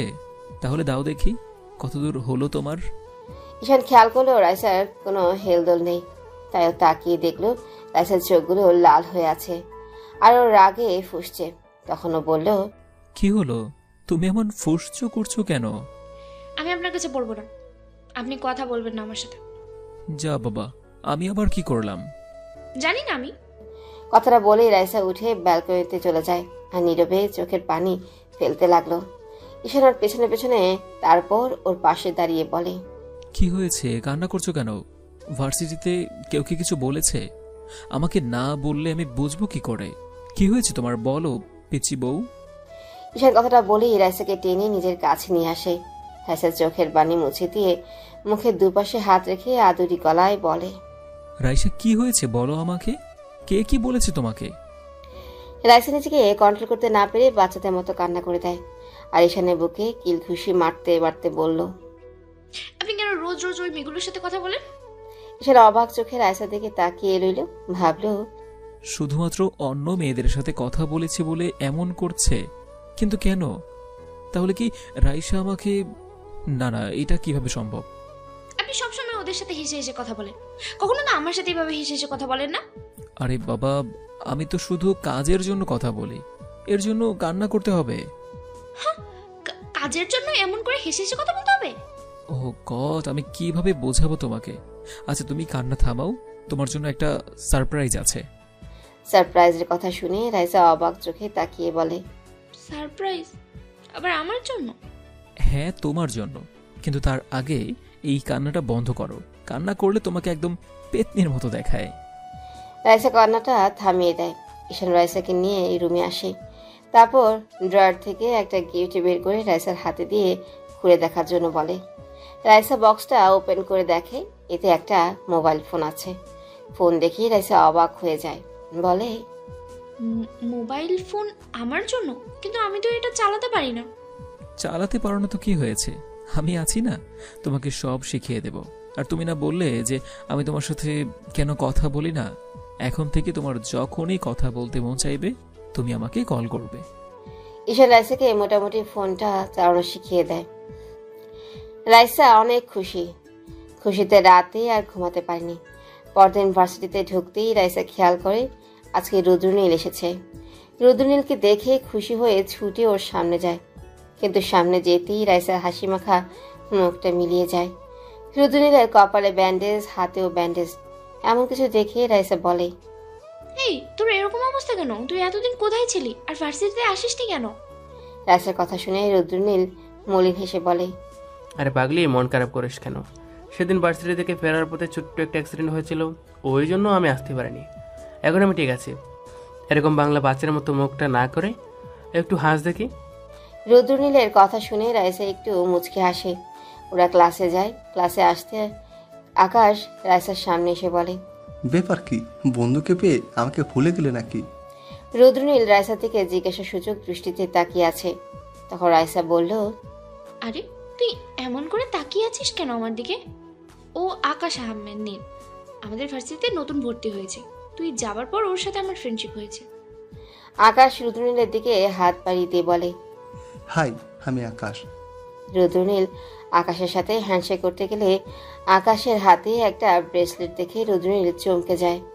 তারপর আকাশের মুখের দিকে তাকায়, বেশ কিছুক্ষণ চুপ করে থেকে তারপর হাত মিলিয়ে, নাইস টু মিট ইউ, আমি রুদ্রনীল। ওরা কিছুক্ষণ কথা বলে ক্লাসে চলে যায়। ভার্সিটি ছুটির পর রুদ্রনীল খেয়াল করেছে রাইসার মুড অফ, তাই ও রাইসাকে প্রশ্ন করে, কিরে শাকচুন্নি, এমন পেঁচার মতো মুখ করে রেখেছিস কেন? কি হয়েছে? বাইকে আজকে আদর কম দিয়েছে নাকি? রুদ্রনীলের কথা শুনে রাইসা ফুপিয়ে ফুপিয়ে কান্না করে ওঠে। তাতে রুদ্রনীল বেশ ঘাবড়ে যায় আর রাইসাকে নিয়ে ভার্সিটির পেছন দিকটার লেকের পাড়ে গিয়ে বসে। তারপর বলে, এবার বল কি হয়েছে? রাইসা কান্না করতে করতে রুদ্রনীলকে সবটা বলল। ওনার অফিসে একটা নতুন মেয়ে এমপ্লয়ি এসেছে।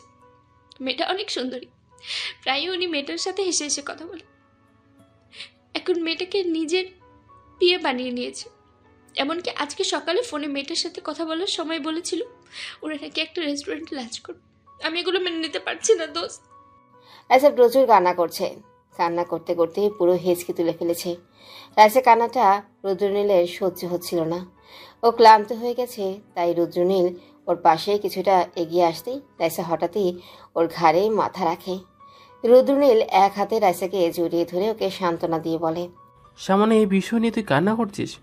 তুই একটা বিষয় ভাব, বা এত বড় একটা বিজনেসম্যান, ওনার এত নাম ডাক তো এমনি এমনি হয়নি বল। ওনার পার্সোনালিটির জন্য সবাই ওনাকে অনেক পছন্দ করে। বিজনেসের জন্য অনেক সময় হেসে কথা বলতে হয়, সবার সাথে মেলামেশা করতে হয়, এগুলো নর্মাল ব্যাপার। তো এগুলো নিয়ে মন খারাপ করলে কীভাবে হবে বলতো? ভাইয়া তোকে অনেক ভালোবাসে। আমি ভাইয়ার চোখে তোর জন্য ভালোবাসা দেখতে পেয়েছি। এখন বাচ্চাদের মতো কান্নাকাটি বন্ধ কর। কান্না করার ফলে তোর নাক দিয়ে লোল পড়ছে। রুদ্রনীলের কথাতে রাইসা ধাম করে একটা কিল বসিয়ে দেয় পিঠে আর বলে, কুত্তা হারামি বান্দর বিলে শাকচুন্নির জামাই, কি বললি তুই? আমার নাক দিয়ে লোল পড়ে হারামি? এই কি করছিস কি? এমন করে মারলে মরে যাব। তুই তো দেখছিস আমার ভবিষ্যৎ বউটাকে বিয়ে হওয়ার আগেই বিধবা করে দিবি।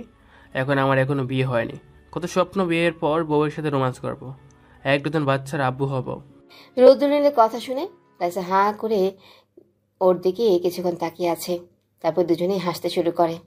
এই সমস্ত ঘটনা এতক্ষণ পেছন থেকে ঈশান দেখছিল। কেন জানি রাইসাকে অন্য একটা ছেলের সাথে এমন ক্লোজে কথা বলতে দেখি আর হাসাহাসি করতে দেখি ও সহ্য হচ্ছে না। তার উপর রাইসা ছেলেটার ঘাড়ে মাথা দিয়েছিল। ব্যাপারটা কেন জানি ঈশানকে অনেক রাগিয়ে তুলছে। ঈশান কোনোভাবেই ওর রাগটাকে কন্ট্রোল করতে পারছে না। ঈশান নিজের রাগটা কন্ট্রোল করার জন্য আবারও গাড়িতে গিয়ে বসে পড়ে। তারপর একটা সিগারেট ধরে টানতে লাগলো। ঈশান কখনো সিগারেট খায় না। যখন প্রচুর রেগে যায় তখন রাগ কন্ট্রোল করার জন্য খায়। বেশ কিছুক্ষণ পর রাইসা এসে গাড়িতে বসে।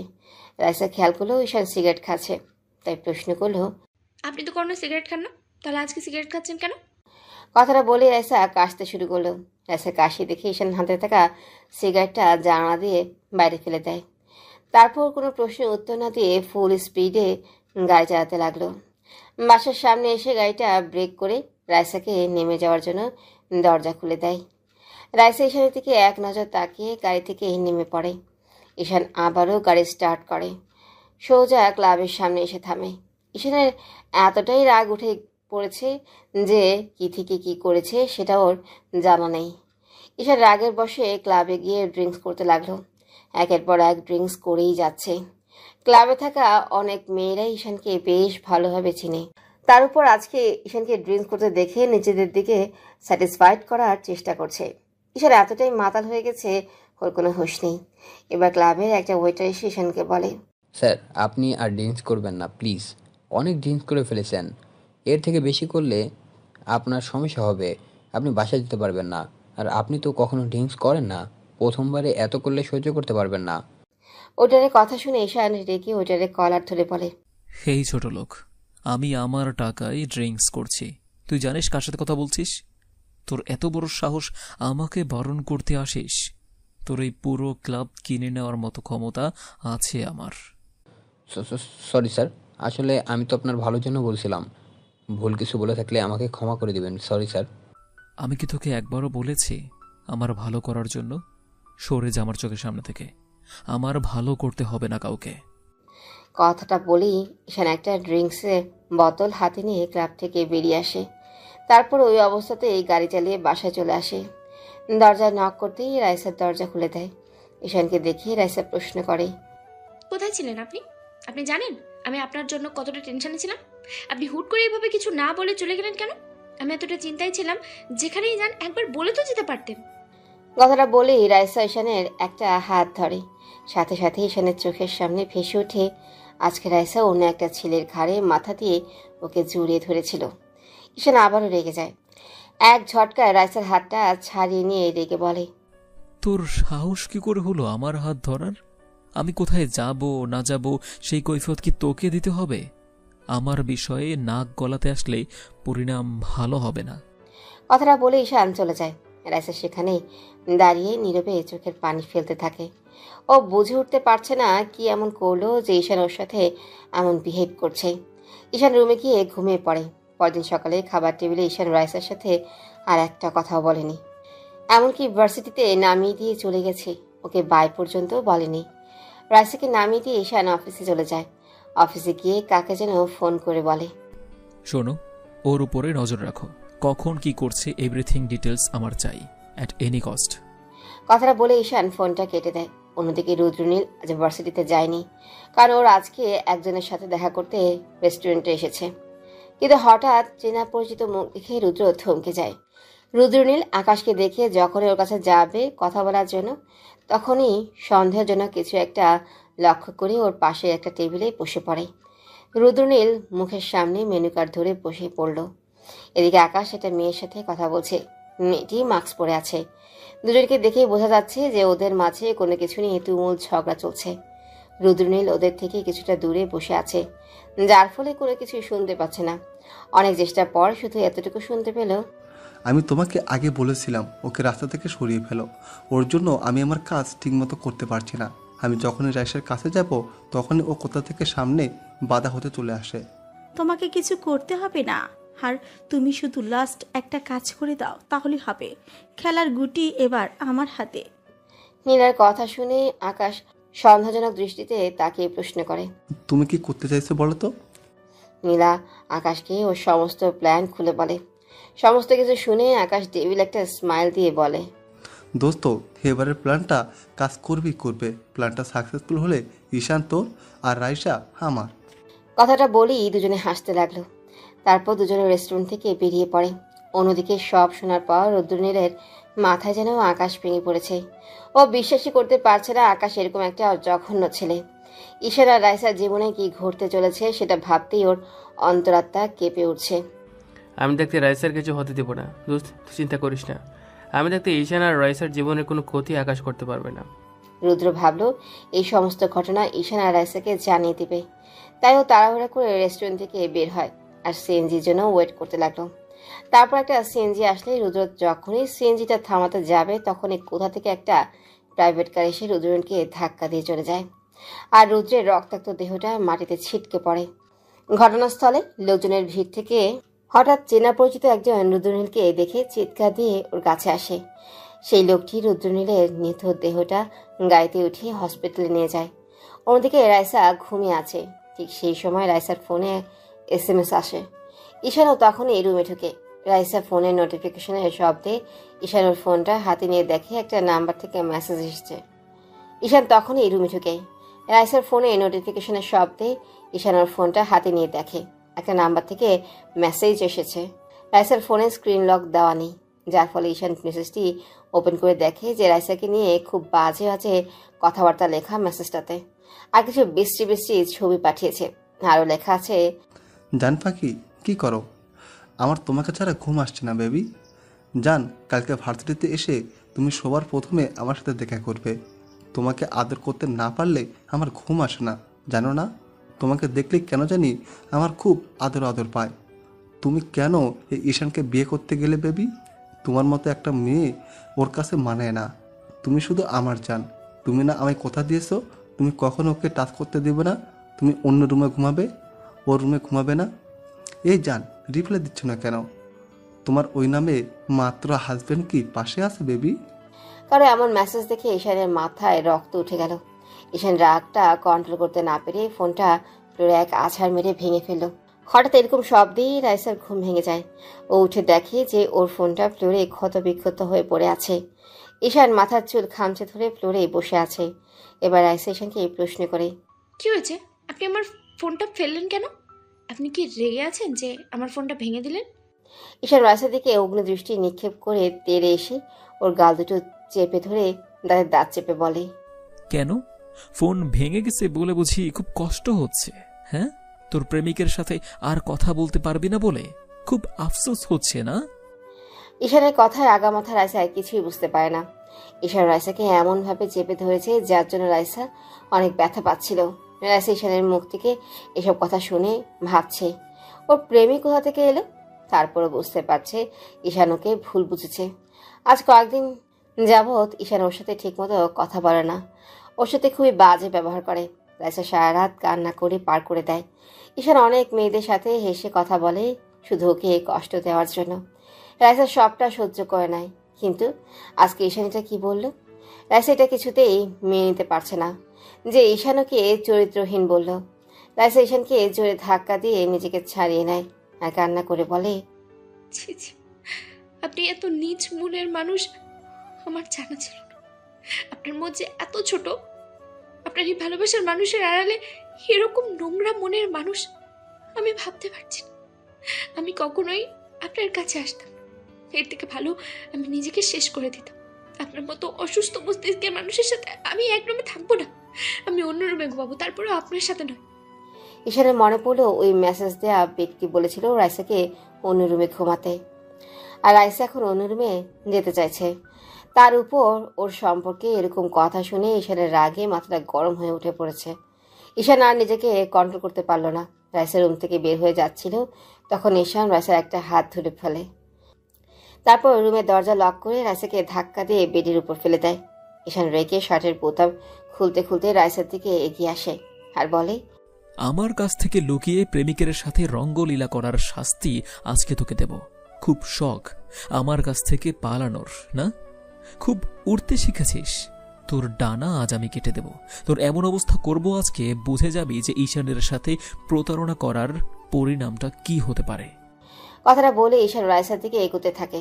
তখন রাইসা বলে, আপনি আমার কাছে আসছেন কেন? আপনি আমার থেকে দূরে থাকবেন, না হলে কিন্তু খুব খারাপ হয়ে যাবে। কেন এখন ভয় লাগছে কেন?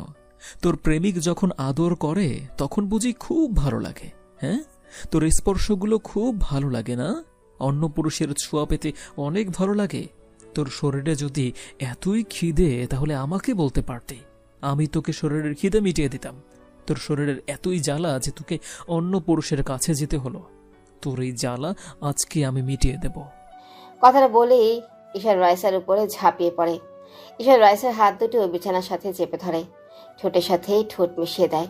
ঈশান অনেক রুডলি কিস করছে রাইসার ঠোঁটে, যার জন্য রাইসার ঠোঁট কেটে রক্ত চলে এসেছে। রাইসা সইতে না পেরে ওর ঠোঁট দুটো ভেতরের দিকে ঢুকিয়ে নেয়। এতে ঈশানের রাগ যেন মাথায় উঠে গেল। ঈশান রাইসার উপর থেকে উঠে তারপরে এক টানে ওর শাড়িটা খুলে ফেলে, তারপর ওর গলায় মুখ ডুবিয়ে দিয়ে কামড়ে দেয়। ঈশান রাইসার পুরো শরীরে ঠোঁটের স্পর্শ দেওয়ার নামে কামড় বসাতে লাগলো। রাইসার পুরো শরীরটা কামড়ে ক্ষত বিক্ষত করে দিতে লাগলো ঈশান, যার জন্য কিছু কিছু জায়গা থেকে রক্ত পড়তে শুরু করেছে। রাইসা গলাকাটা মুরগির মতো ছটফট করছে, তারপরও ঈশানের মায়া হলো না।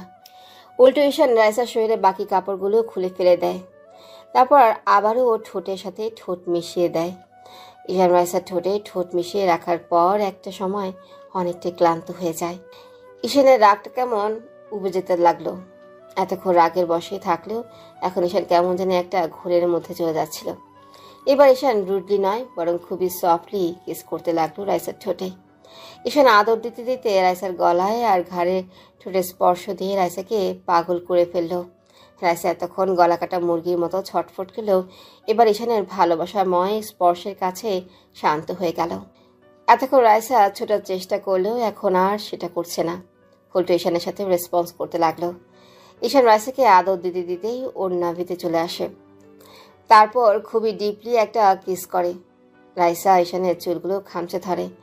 এভাবে একটা সময় দুজনে মিশে যায়, স্বামী স্ত্রীর পবিত্র বন্ধনে মিলিত হয়ে যায়। দুজনে দুজনাতে মিশে মিশে একাকার হয়ে যায়। পরদিন সকালবেলায় ঈশান বুকের উপর ভারী কিছু অনুভব করে মিটমিট করে তাকিয়ে দেখলেও রাইসা ওর বুকের উপর গুটিসুটি মেরে ঘুমিয়ে আছে। পরক্ষণে দুজনের অবস্থা দেখে ঈশানের চোখ কপাল উঠে গেল। দুজনের শরীরে একটা সুতাও নেই। এবার ঈশানের মনে পড়লো রাতে ও রাগের বশে কি করেছে। ও শিট, এসব আমি কি করলাম? আমি কেন নিজেকে কন্ট্রোল করতে পারলাম না? রাইসা অন্য একজনকে ভালোবাসে সেটা জানার পরেও কেন আমি নিজেকে কন্ট্রোল করতে পারলাম না? কথাগুলো ভেবে ঈশান রাইসাকে বুকের থেকে নামিয়ে দিয়ে গায়ে চাদর টেনে দিল, তারপর ওয়াশরুমে চলে যায়। ঈশান শাওয়ারটা ছেড়ে দিয়ে দেয়ালের পরপর 2টা ঘুষি মেরে দিল, সাথে সাথে ওর হাত কেটে ফিনকি দিয়ে রক্ত বেরিয়ে পড়ে। ঈশান মাথার চুল খামচে ধরে সেখানে দাঁড়িয়ে রইল। ঈশান কিছুতেই মেনে নিতে পারছে না ওর দ্বারা এত বড় একটা ভুল হয়ে গেল। ঈশানের বারবার মনে হতে লাগলো ও রাইসার জীবন নষ্ট করে দিয়েছে। অন্যদিকে রাইসা মিটমিট করে চোখ তুলে তাকায়, তারপর সারা শরীরে ব্যথা অনুভব করে নিজের দিকে দেখে বুকের উপর চাদরটা টেনে উঠে বসতে গেল, কিন্তু পারল না।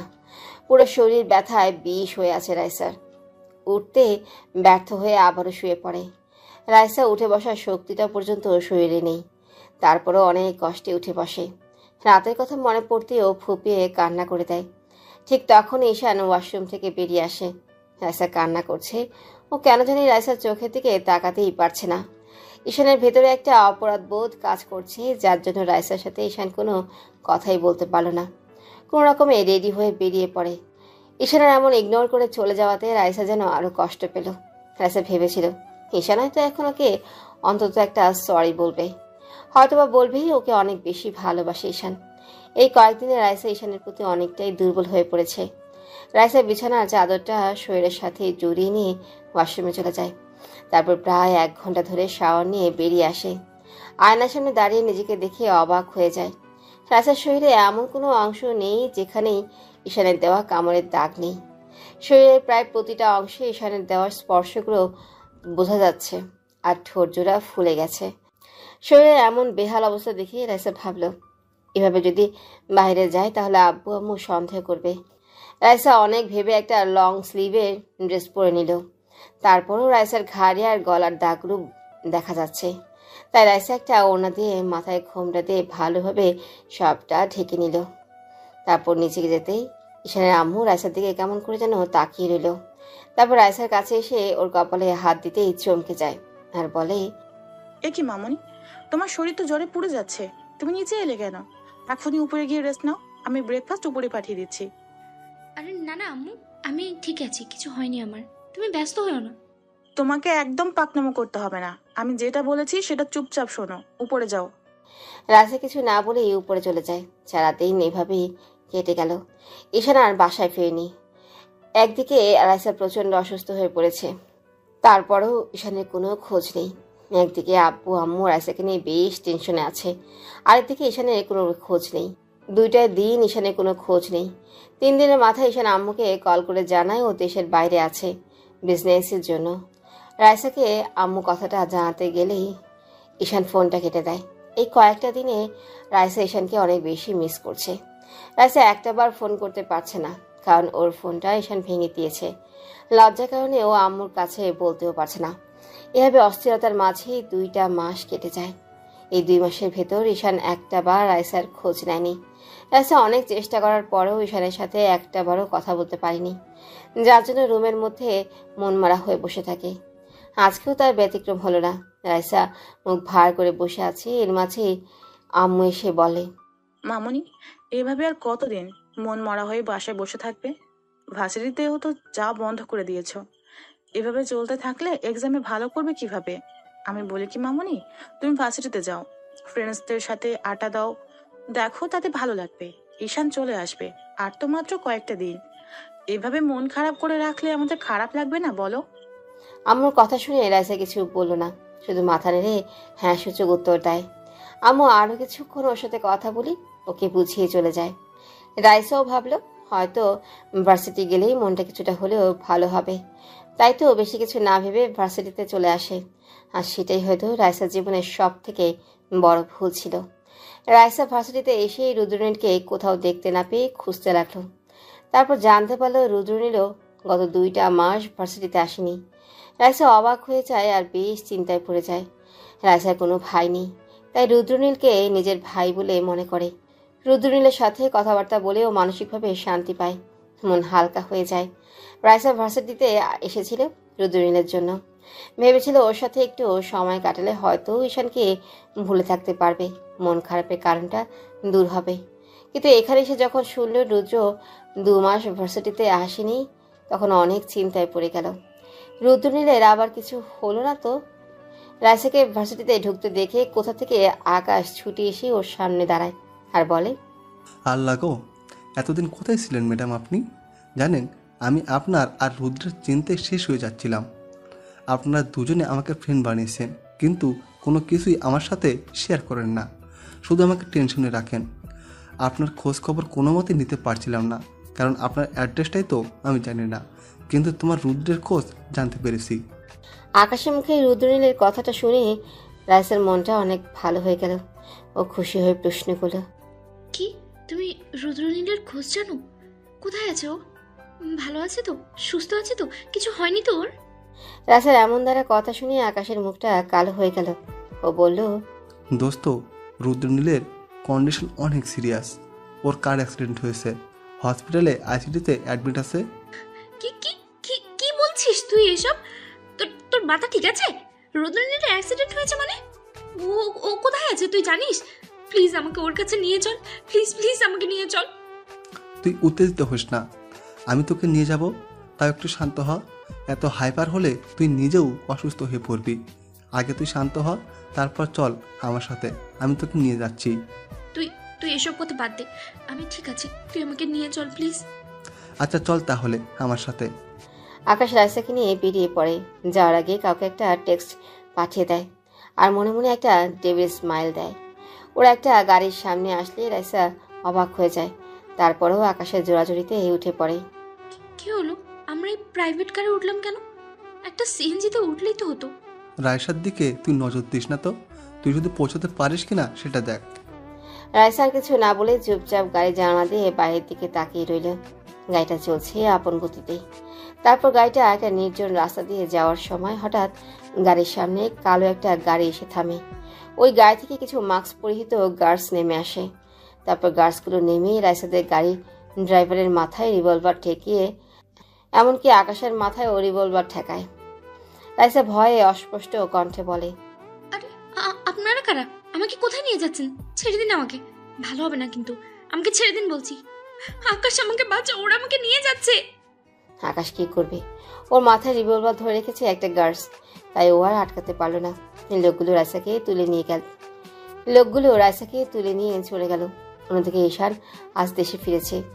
বাসার সামনে এসে কলিং বেল চাপ দিতে ঈশানের আম্মু এসে দরজাটা খুলে দেয়। ঈশানকে দেখে আম্মু অনেক খুশি হয়ে যায়।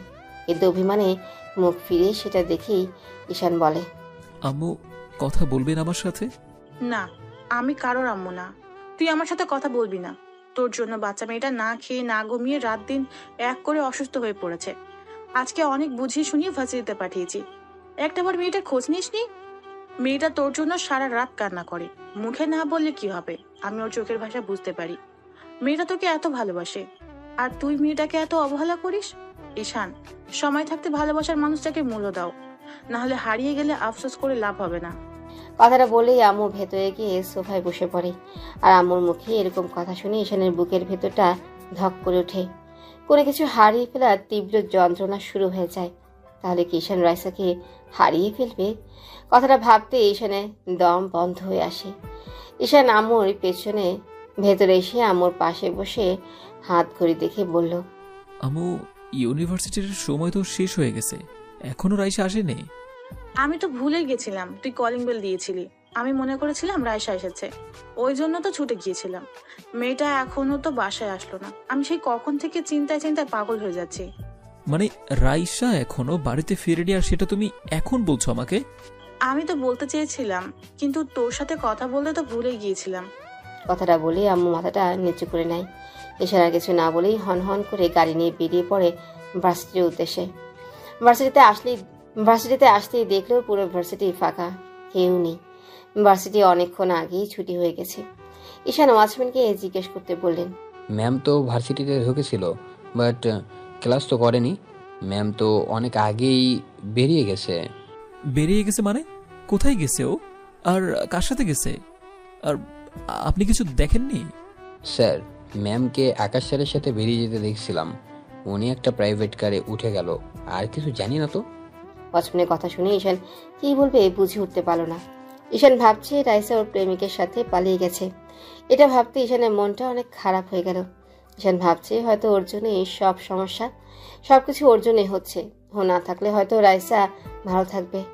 কথাটা ভেবে ঈশান গাড়িতে উঠে ফুল স্পিডে গাড়ি চালাতে লাগলো। অন্যদিকে রাইসাকে অন্ধকার একটা গোডাউনে চেয়ারের সাথে হাত পা বেঁধে রাখা অবস্থায় রাখা হয়েছে। রাইসা বারবার চিৎকার করে ডাকছে, কেউ আছেন? প্লিজ হেল্প করুন আমাকে। কে বেঁধে রেখেছে এখানে? আমাকে বাঁচান প্লিজ, আমাকে যেতে দাও। কে আছো এখানে? রাইসা বারবার চিৎকার করে সাহায্য চাইছি, কিন্তু কেউ রাইসাকে সাহায্য করতে আসছে না। একটা সময় হঠাৎ করে গোডাউনের লাইটটা জ্বলে ওঠে। তারপর রাইসার সামনে তাকিয়ে যা দেখে ওর মাথায় তাতে আকাশ ভেঙে পড়ে।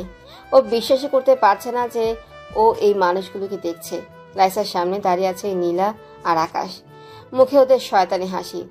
আকাশ আর নীলাকে দেখে রাইসা প্রশ্ন করে, আকাশ, তুমি আমাকে এখানে তুলে এনেছো? তার মানে এই সমস্ত কথাগুলো তুমি আমাকে মিথ্যে বলে এখানে তুলে নিয়ে এসেছো? না গো জান পাখি, সেটা নয়, ওটা সত্যি ছিল। তবে ওই শালা এখনো বেঁচে আছে। চেয়েছিলাম ওকে প্রাণে মেরে দিতে, কিন্তু আফসোস শালা বেঁচে গেছে। কুত্তাটার কত বড় সাহস! ওর জন্য আমি তোকে কখনোই পাইনি। ও আমার কত প্ল্যান নষ্ট করে দিয়েছে। ও আমাদের ওপর নজরদারি করতে করতে রেস্টুরেন্টে চলে গেছে, তাই হারামিটাকে উপরে পাঠিয়ে দিয়েছি। উফ, সরি, এখনো যায়নি বেবি, তবে খুব তাড়াতাড়ি চলে যাবে কলিজা। কিন্তু তোমরা দুজন আমার সাথে এমন করছো কেন? আমি কি ক্ষতি করেছি তোমাদের? তোমরা আমার সাথে এরকম করছো কেন? যে তোমাদের কোনো ক্ষতি করিনি। প্লিজ যেতে দাও আমাকে। রাইসার কথা শুনে নীলা ছুটে এসে রাইসার গাল দুটো শক্ত করে চেপে ধরে। দাঁতের দাঁত চেপে বলে, তোর জন্য আমি ঈশানকে পাইনি, তোর মতো গ্রামের খ্যাত মেয়ের জন্য। ঈশান আমার গায়ে হাত তুলেছে। কি ভেবেছিস আমি এত সহজে তোকে ছেড়ে দিব? আজকে আমি তোর এমন অবস্থা করব তাতে তুই এই মুখ আর সমাজে দেখাতে পারবি না। নীলার কথা শুনে আকাশ বলল, আমার হাতে কিন্তু বেশি সময় নেই, ওরা চলে আসবে। তার আগে আমি আমার মনের ইচ্ছাটা পূরণ করে নিই। নীলা ডেভিল হেসে সম্মতি দিল। এবার আকাশও রাইসার কাছে এসে ওর হাত পায়ের বাঁধন খুলে দেয়। তারপর টানতে টানতে ওকে একটা রুমে নিয়ে যায়। আকাশ রাইসাকে বেডের উপর ফেলে দিয়ে ওর সাথে জোর জবরদস্তি করার চেষ্টা করতে লাগলো। রাইসা একটা মেয়ে, তাই আকাশের সাথে কিছুতেই পেরে উঠছে না। রাইসা মনে মনে শুধু ঈশানকে ডাকছে। ওর চোখ বেয়ে নোনা জল গড়িয়ে পড়ছে। ও কোনো মতেই আকাশের সাথে পেরে উঠছে না। শেষমেশ আর না পেরে যখন ক্লান্ত হয়ে হাল ছেড়ে দেয়, আকাশ যখনই ওর শরীর থেকে কাপড় সরিয়ে ফেলতে নিবি, ঠিক সেই মুহূর্তে একটা গুলির শব্দ হলো। গুলির শব্দে আকাশ রাইসার উপর থেকে উঠে পড়ে। তারপর বাইরে এসে দেখে রুদ্রনীল পুলিশ নিয়ে দাঁড়িয়ে আছে। পুলিশগুলো গার্ড এবং নীলাকে ধরে নিয়েছে। আকাশ বুঝতে পারল পালানোর আর কোনো পথ নেই, তাই ছুটে রুমে গিয়ে রাইসার চুলের মুঠি ধরে ওর মাথায় রিভলভার ঠেকালো। আকাশের পেছন পেছন রুদ্রনীলও আসলো। এমন কিছু দেখে রুদ্রনীল বলতে লাগলো, আকাশ, রাইসাকে ছেড়ে দে বলছি, প্লিজ ওকে ছেড়ে দে, ওর লেগে যাবে। একদম বাড়াবাড়ি করবি না, চুপচাপ ওকে ছেড়ে দিয়ে পুলিশের কাছে সারেন্ডার কর। আমার রাস্তা থেকে সরে যা, না হলে আমি ওকে গুলি করে মেরে দেব। আমাকে যেতে দে বলছি। রুদ্র, তুমি ঠিক আছো? তোমার কিছু হয়নি তো? এই পাগলি, কান্না করছিস কেন? দেখ ভালো আছে, আমার কিছু হয়নি, একদম চিন্তা করবি না। এই জানোয়ারটা তোকে কিছু করতে পারবে না, আমি দেখতে তোর কোনো ক্ষতি হবে না। কথাটা বলেই রুদ্রনীল রাইসার দিকে এগোতে গেলে আকাশ হাওয়াতে একটা গুলি ছুড়ে। সবাই ভয় পেয়ে যায়। রুদ্রনীল থেমে যায়। না না আকাশ, একদম এরকম করবে না। দেখ আমি যাচ্ছি না, তুই ওকে একদম স্পর্শ করবি না, ওকে ছেড়ে দে আকাশ। নীলেকে ছেড়ে দাও, না হলে আমি একে। কথাটা বলেই শেষ করতে পারে না, তার আগেই রুদ্রনীল অনেক ভয় পেয়ে যায়। তারপর রিকোয়েস্ট করে নীলাকে ছেড়ে দিতে বলে। উপায় না পেয়ে পুলিশ নীলাকে ছেড়ে দিতে বাধ্য হয়। ছাড়া পেয়ে নীলা ছুটে আকাশের কাছে আসে আর ওদের সবাইকে রিভলভার দেখিয়ে সেখান থেকে পালিয়ে যায়। ওরা গোডাউন থেকে বেরিয়ে এসে গাড়িতে উঠে চলে যায়। রুদ্রনীল একটা গাড়িতে উঠে ওদের পিছন নেয়। ওদের প্রায় কাছে পৌঁছতেই যখন রুদ্রনীল ওদের গাড়িকে ওভারটেক করে যাবে, ঠিক সেই মুহূর্তে আকাশ গাড়ির জানালার কাজ নামিয়ে রুদ্রনীলের মুখ বরাবর একটা গুলি করে দেয়। রুদ্রনীল গাড়ি থেকে ছিটকে পড়ে রাস্তাতে পড়ে যায়। ওরা রাইসাকে নিয়ে চলে যায়। পুলিশ ওদের পিছু করতেই থাকে। একই রাস্তা দিয়ে ঠিক সেই মুহূর্তে ওই রাস্তাতেই ঈশানের গাড়ি যাচ্ছিল। রাস্তায় কাউকে রক্তাক্ত অবস্থায় পড়ে থাকতে দেখে ঈশান গাড়ি থেকে নেমে দেখে একটা ছেলে রাস্তায় পড়ে আছে। ঈশান ছুটে ছেলেটার কাছে যায়। তারপর ছুটে গিয়ে যাকে দেখে তাকে দেখে ঈশানের মাথায় আকাশ ভেঙে পড়ে। রুদ্রনীলকে দেখে অনেকটা ভয় পেয়ে যায় আর ভাবে, এই ছেলেটা যদি এখানে হয় তাহলে রাইসা কার সাথে গিয়েছে? রাইসা কোথায়? ওর কোনো ক্ষতি হলো না তো? এসব চিন্তাভাবনার মাঝে ঈশান রুদ্রনীলকে ডাকতে শুরু করে। এই যে ভাই, শুনছেন? চোখ খুলেন, তাকান আমার দিকে। কি হয়েছে তোমার? এই অবস্থা কেন? তুমি এখানে থাকলে রাইসা কোথায়? প্লিজ তাকাও আমার দিকে। আমার রাইসা কোথায় প্লিজ বলো। ঈশান কথাটা বলেই রুদ্রনীলের গালে আলতো করে থাপ্পড় দিয়ে ওকে উঠানোর চেষ্টা করলো।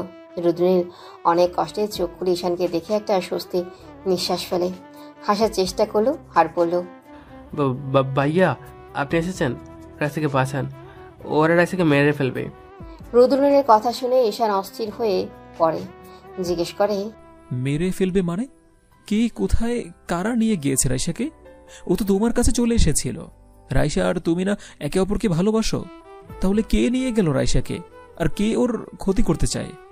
ঈশানের কথা শুনে রুদ্রনীল বুঝতে পারে রাইসা আর ঈশানের মধ্যে অনেক ভুল বোঝাবুঝি হয়েছে ওকে নিয়ে। তাই ও অনেক কষ্টে শুরু থেকে শেষ পর্যন্ত সবই ঈশানকে বলল।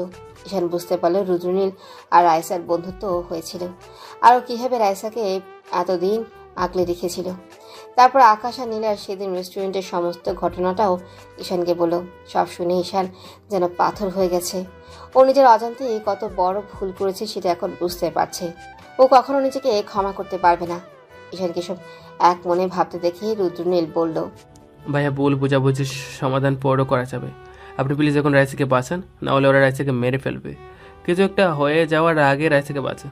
আমার হাতে সময় খুবই কম, আমি ফ্রেন্ড হয়ে রাইসাকে বাঁচাতে পারলাম না।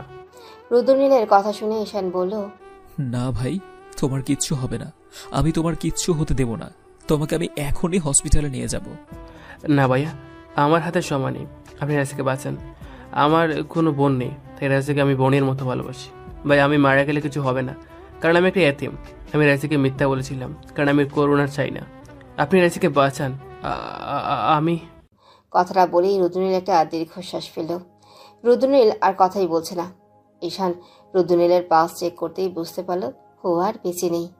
ঈশান কান্না করে দিল। ঈশান রুদ্রনীলকে ধরে কান্না করে দিল। ঈশানের হঠাৎই রাইসার কথা মনে হলো। ও ছুটে গাড়ি নিয়ে বেরিয়ে পড়ল। ঈশান ফুল স্পিডে গাড়ি চালাতে লাগলো। বেশ কিছুক্ষণের ভেতর ঈশান ওদের গাড়ির পিছু করতে পারলো, কিন্তু ততক্ষণে হয়তো ঈশান আর রাইসার ভাগ্যে অন্য কিছু লেখা ছিল। ঈশান ওদের গাড়ির কাছে পৌঁছাতেই পুলিশের গাড়ি ওদের ওভারটেক করতে গেল, কিন্তু পাহাড়ের সরু রাস্তা হওয়াতেই রাইসাদের গাড়ি রাস্তা না পেয়ে যেতে ব্যর্থ হলো। গাড়িটা ফুল স্পিডে আসার ফলে ব্রেক করে উঠতেই পারল না, যার জন্য গাড়িটা পাশের খাদে পড়ে গেল। সাথে সাথেই গাড়িটা ব্লাস্ট হয়ে আগুনে পুড়ে ছাই হয়ে যেতে লাগলো। ঈশান গাড়ি থেকে নেমে রাইসা বলে চিৎকার দিয়ে উঠল। রাইসা! 5 বছর পর। ঈশান, আর কতদিন এভাবে থাকবি? দিন দিন নিজের কি হাল করছিস, একবারও কি সেটা দেখেছিস? রাইসা এখন নেই, তুই আর একটা বিয়ে করে নে বাবা। আমাদের কি ইচ্ছা করে না নাতি নাতনির মুখ দেখতে? তুই আর কতদিন এই রিপোর্টটা হাতে ধরে বসে থাকবি বলতো? ঈশান, আমি কিছু বলছি, তুই কি আমার কথা শুনছিস না? নিজের জন্য না হলেও আমার আর তোর আপুর জন্য তো জীবনটা নতুন করে শুরু করতে পারিস। কারোর জন্য কারো জীবন থেমে থাকে না। আম্মু একভাবে এই কথাগুলো বলেই যাচ্ছে, কিন্তু ঈশানের সেদিকে কোনো খেয়ালই নেই। ঈশান এক দৃষ্টিতে ওর হাতে থাকা রিপোর্টটার দিকে তাকিয়ে আছে। আম্মু রুমের লাইটটা অন করে ঈশানকে আবারও ডাকতে যাবে, তখন ঈশান বলল, আম্মু, আমাদের বেবিটা আজ কত বড় হয়ে যেত না? কত আবদার করতো আমার কাছে। ওকে এখন স্কুলে ভর্তি করাতে হতো। ওর ওই আদো আদো কণ্ঠে যখন আমাকে আব্বু বলে ডাকতো, ওর ওই ছোট্ট হাতে আমার গালে হাত দিত, তখন আমি পৃথিবীর সবচেয়ে সুখী মানুষটা হতাম। কিন্তু কোথায় গেল আম্মু রাইসা? আমার জীবন থেকে সব সুখ হারিয়ে গিয়েছে আম্মু। আমার একটা ভুলের শাস্তি ও আমাকে এভাবে দিল। আমি কিছুদিন ওর থেকে দূরে সরে গিয়েছিলাম, ওর না হয় একটু খোঁজ নেই, তাই বলে আমাকে ছেড়ে চলে যাবে? ওর কি একটু মায়া হলো না আমার জন্য আম্মু? রাইসা কি করে পারলো আমার জীবন থেকে সব সুখ কেড়ে নিতে, আমাদের বেবিটাকে নিয়ে আমাকে একা করে চলে যেতে? আম্মু, আমি ওকে ছাড়া, প্লিজ আম্মু, আমার রাইসাকে এনে দাও, আমার পিচিটাকে এনে দাও। ঈশান কান্না করতে করতে বলল কথাগুলো। আপনারা কিছু বুঝতে পারলেন না তো? তাহলে আপনাদের সবটা বুঝিয়ে বলি। আসলে ঈশান সেদিন বাসা থেকে চলে যাওয়ার পর রাইসা অসুস্থ হয়ে পড়েছিল। ও জ্বরটা কিছুতেই ভালো হচ্ছিল না। 2 মাসও জ্বরে পড়েছিল, তাই আম্মুকে হসপিটালে নিয়ে গিয়েছিল। টেস্টগুলো করানো হলেও রিপোর্ট দিতে দেরি হবে বলল। আর সেদিন রাইসাকে নিয়ে যে গাড়িটা ব্লাস্ট হয়ে গিয়েছিল, সেখান থেকে আর কাউকে জীবিত অবস্থায় পাওয়া যায়নি। রাইসা মারা যাওয়ার কিছুদিন পরেই ডক্টর রিপোর্টগুলো বাসায় পাঠিয়ে দেয়। রিপোর্টগুলো হাতে নিয়ে ঈশান যেটা দেখে, সেটা দেখে ওর চোখে আপনা আপনি জল চলে আসছিল। রিপোর্টটা রাইসার প্রেগনেন্সি ছিল। তারপর থেকে ঈশান সব সময় ওই রিপোর্টটা হাতে নিয়ে রুমে বসে কান্না করে। আব্বু আম্মু ঈশানকে অনেকবার আবার বিয়ে করে নিতে বলল, কিন্তু ঈশান সেই 5 বছর আগে স্মৃতিগুলো আঁকড়ে ধরে পড়ে আছে। ঈশান আব্বু, এভাবে কান্না করো না। এই আম্মুটার কথা তো ভাবো। তোমাকে এভাবে দেখলে আমাদেরও যে খুব কষ্ট হয়। ঈশান ওর আম্মুর কথা শুনে কান্নাটা বন্ধ করে দিল। ঈশানের নাম্বারে একটা কল আসলো। ফোনটা রিসিভ করতেই ওপাশের কথা শুনে ঈশান অনেক চিন্তিত হয়ে পড়ল। ঈশান ফোনের অপর পাশের ব্যক্তিকে বলল, ওকে, আমার ফ্লাইট কনফার্ম করো, আমি আসছি। ঈশানের কথা শুনেই আম্মু চিন্তিত স্বরে জিজ্ঞেস করলো, কি হয়েছে আব্বু? ইতালিতে আমাদের যে কোম্পানিটা আছে, ওখানে কিছু একটা প্রোডাক্টের সমস্যা হয়েছে। আমাকে ওখানে কিছুদিনের জন্য যেতে হবে আম্মু। এখনই বেরোবি? হ্যাঁ আম্মু, আমাকে বেরোতে হবে। আচ্ছা, সাবধানে যাস। ঈশান বেরিয়েই এয়ারপোর্টে চলে আসলো। তারপর বেশ কয়েক ঘন্টা জার্নি শেষে ইতালিতে পৌঁছালো। পৌঁছাতেই রাত হয়ে গেছে, তাই গেস্ট হাউসে চলে আসে। পরদিন অফিসে গিয়ে ম্যানেজারের সাথে কথা বলে জানতে পারলো কি সমস্যা হয়েছে। সমস্যার সমাধান হলেই ম্যানেজার বলে, স্যার, আপনার পুরাতন পিএর জায়গায় এখন নতুন পিএ রাখা হয়েছে। মেয়েটা অনেক ভালো। আসলে আগের পিএ আমাদের অফিসের সমস্ত ইনফরমেশন অপোজিট কোম্পানিকে লিক করে দিয়েছিল, সেজন্য ওকে চাকরি থেকে বের করে দেওয়া হয়েছে। ওকে, আমার নিউ পিএর ইনফরমেশনগুলো আমাকে দেখান। ম্যানেজার ফাইলটা এনে ঈশানের দিকে এগিয়ে দেয়। এই নিন স্যার। ঈশান ফাইলটা হাতে নিয়ে ভালো করে দেখে বুঝতে পারলো অ্যাটেনশন বেশ ভালো মেটার আছে, কিন্তু কিছু একটা দেখে ভ্রু কুঁচকে যায় ঈশানের। বলল, স্টেট দিকে তো মেয়েটা অনেক ছুটি করেছে। আপনি কি জানেন না, আমার অফিসে কাজ করতে হলে প্রতিদিন কাজে আসতে হয়। আসলে স্যার, মেয়েটার 4 বছরের একটা বাচ্চা মেয়ে আছে। তার উপরে মেয়েটা নিজের বলতে কেউ নেই। মেয়েটা কিছুদিন অসুস্থ ছিল, ওই জন্য আসতে পারেনি। ঈশান মেয়েটাকে ম্যানেজারের মাধ্যমে ডেকে পাঠায়। May I come in sir? Yes, coming. Ishan সামনের দিকে তাকাতেই অবাক হয়ে যায়। ও নিজের চোখে ওই যেন বিশ্বাস করতে পারছে না। ও রাইসাকে দেখছে। হ্যাঁ, ঈশানের সামনে রাইসা দাঁড়িয়ে আছে। ঈশান ওকে দেখেই দাঁড়িয়ে পড়ে আর বলে, রাইসা। ঈশান ছুটে এসে রাইসাকে জড়িয়ে ধরে কান্না করে দেয়। রাইসা এত বছর পর নিজের প্রিয় মানুষটিকে দেখে অবাক হয়ে গেছে। ও কখনো ভাবতেও পারেনি এই মানুষটাকে আবারও এত কাছ থেকে দেখতে পাবে। আসলে সেদিন রাইসা মারা যায়নি। গাড়িটা খাদে পড়ার আগে রাইসা গাড়ির দরজা খুলে পাশে ঝাঁপ দিয়েছিল। তার পাশে একটা নদীতে পড়ে গিয়েছিল। নদীর স্রোতে ভেসে ওখান থেকে অনেক দূরে চলে গিয়েছিল। কিছু জেলে রাইসাকে ওখান থেকে বাঁচিয়ে নেয়। রাইসাকে হসপিটালে নিয়ে যায়। রাইসার জ্ঞান ফিরছিল না। ওই হসপিটালে একটা ডাক্তার রাইসাকে চিকিৎসা করছিল আর রাইসাকে ছোট বোনের মতো অনেক স্নেহ করত। রাইসার বাসায় লোকের খোঁজ পাওয়া যাচ্ছিল না, তাই লোকটা ওকে বাসায় নিয়ে যায়। কিছুদিন পর ডাক্তারের ইতালিতে ট্রান্সফার হয়ে গিয়েছিল। উনি ইতালিতে চলে আসে আর রাইসাকে কোথায় রেখে আসবে ভেবে পাচ্ছিল না, তাই ওকেও সাথে ইতালিতে নিয়ে আসে। ডক্টরও জানতো রাইসা প্রেগনেন্ট ছিল, তাই পুরোটা সময় ডক্টর রাইসার দেখাশোনা করেছে। তারপর 9 মাস পর রাইসার একটা মেয়ে বেবি হয়। রাইসা কখনো বাংলাদেশে ফিরে যাওয়ার সময় হয়নি। রাইসা মনে করতো ঈশান ওকে ভালোই বাসে না, ওকে দুশ্চরিত্রা বাজে মেয়ে বলে মনে করে। হয়তো ঈশান নীলাকে বিয়ে করে অনেক সুখী আছে, তাই রাইসা আর কখনো বাংলাদেশে ফিরে যায়নি। কিন্তু আজ এতগুলো বছর পর নিজের প্রিয় মানুষটাকে এতটা কাছে দেখে নিজেকে কন্ট্রোল করতে পারেনি রাইসা। ও কান্না করে দেয়। ঈশান কান্না করতে করতে রাইসার মুখটা 2 হাতে আঁকড়ে নিয়ে বলে, এই পাগলি, কোথায় ছিলে এতদিন? তুমি কেন আমাকে এত কষ্ট দিলে? এতদিন কেন এত দূরে সরে ছিলে?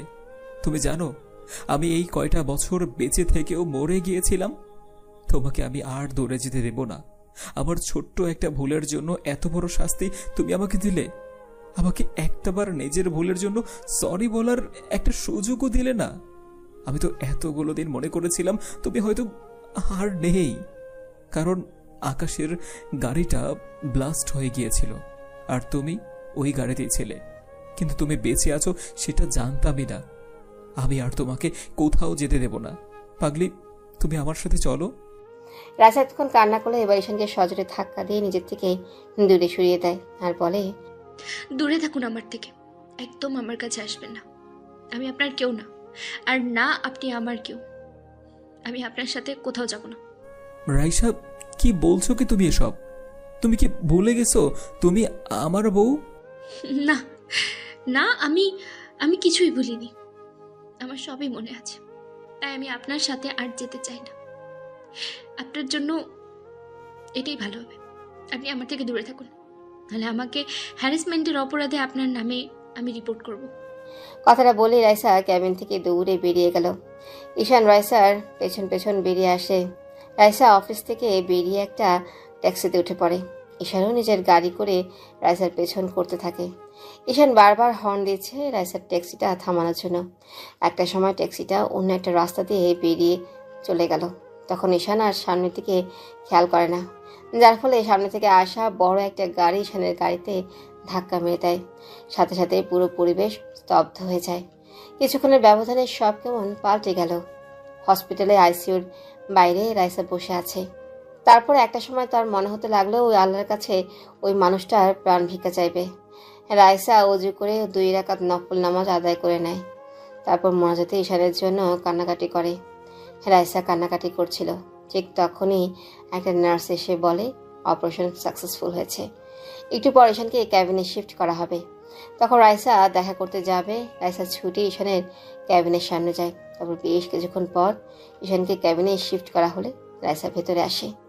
ঈশানের এখনো জ্ঞান ফিরেনি। রাইসা ঈশানের কাছে গিয়ে ওর একটা হাত জড়িয়ে ধরে, কান্না করে আর বলে, ঈশান, এই আপনি একবার চোখ খুলে দেখুন, আমি আপনার কাছেই আছি। আমি আপনাকে ছেড়ে কোথাও যাব না। আপনি বলেন না আমাকে কোথাও নিয়ে যাবে, আমি আপনার সাথে সেখানেই যেতে রাজি। তাও থাকেন আমার দিকে। আমি আপনাকে বড্ড বেশি ভালোবাসি। আপনি কি বোঝেন না আপনাকে ছাড়া আমার কতটা কষ্ট হচ্ছে? কেন বাবা আমাকে ছড়ে চলে যাচ্ছেন? ঈশান, একটা তার চোখ খুলে থাকান। রাইসা সারাটা দিন কান্নাকাটি করলো। সেদিন আর ঈশানের জ্ঞান ফিরল না। পরদিন দুপুরের দিকে রাইসা খেয়াল করে ঈশান আস্তে আস্তে চোখ খুলছে। ঈশানকে তাকাতে দেখে রাইসা অস্থির হয়ে বলতে শুরু করে, আপনি ঠিক আছেন? আপনি আমাকে মাফ করে দিন। সব আমার জন্য হয়েছে, আমার জন্য আজকে আপনার এই অবস্থা। আমি আর কখনো আপনাকে ছেড়ে যাব না।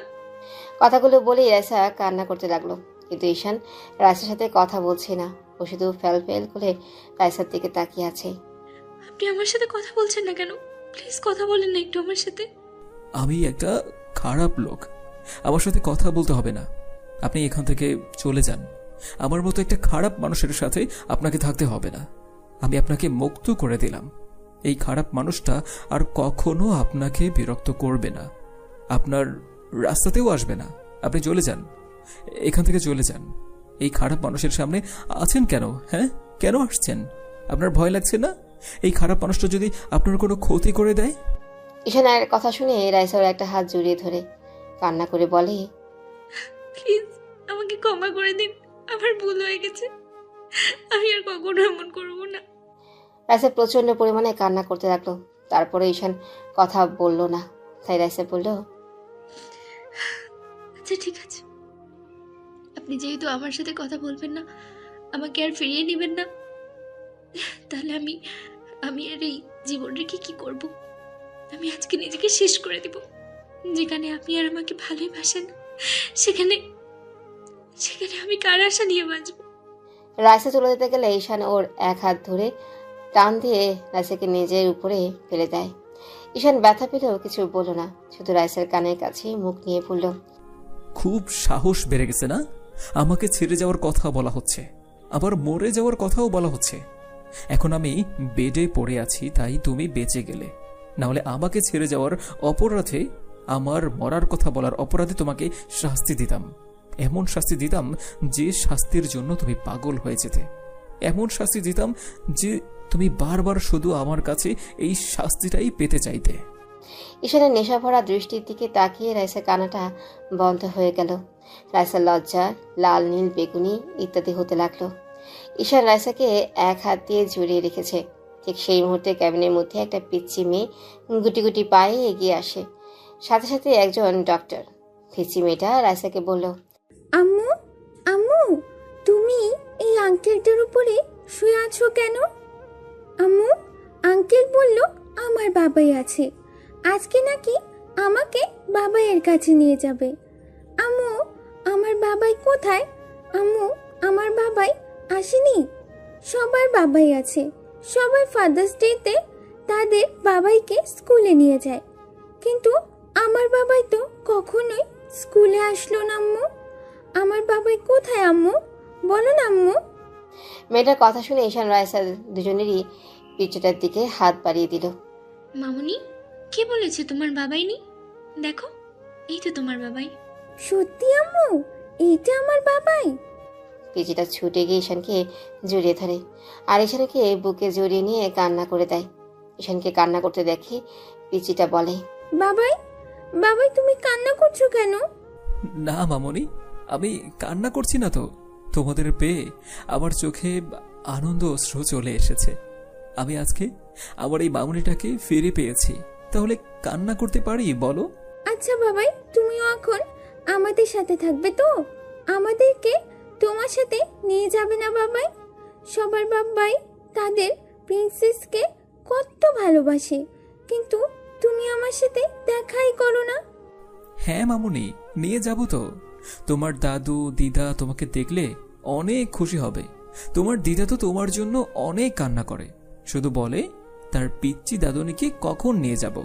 ইয়ে, কি মজা কি মজা! বাবাই এখন থেকে আমাদের সাথেই থাকবে। আমারও বাবাই আছে, আমারও দাদু দিদা আছে। কি মজা কি মজা! এভাবে মিলে গেল ঈশান আর রাইসা। পূর্ণতা পেল ওদের ভালোবাসা। সকল ভালোবাসাগুলো ওইভাবে পূর্ণতা পাক। ভালো থাকুক ভালোবাসার মানুষগুলো। ভালোবাসার মানুষকে নিয়ে সবাই ভালো থাকবেন, সুস্থ থাকবেন আর আমাদের সাথেই থাকবেন। ধন্যবাদ। আল্লাহ হাফেজ।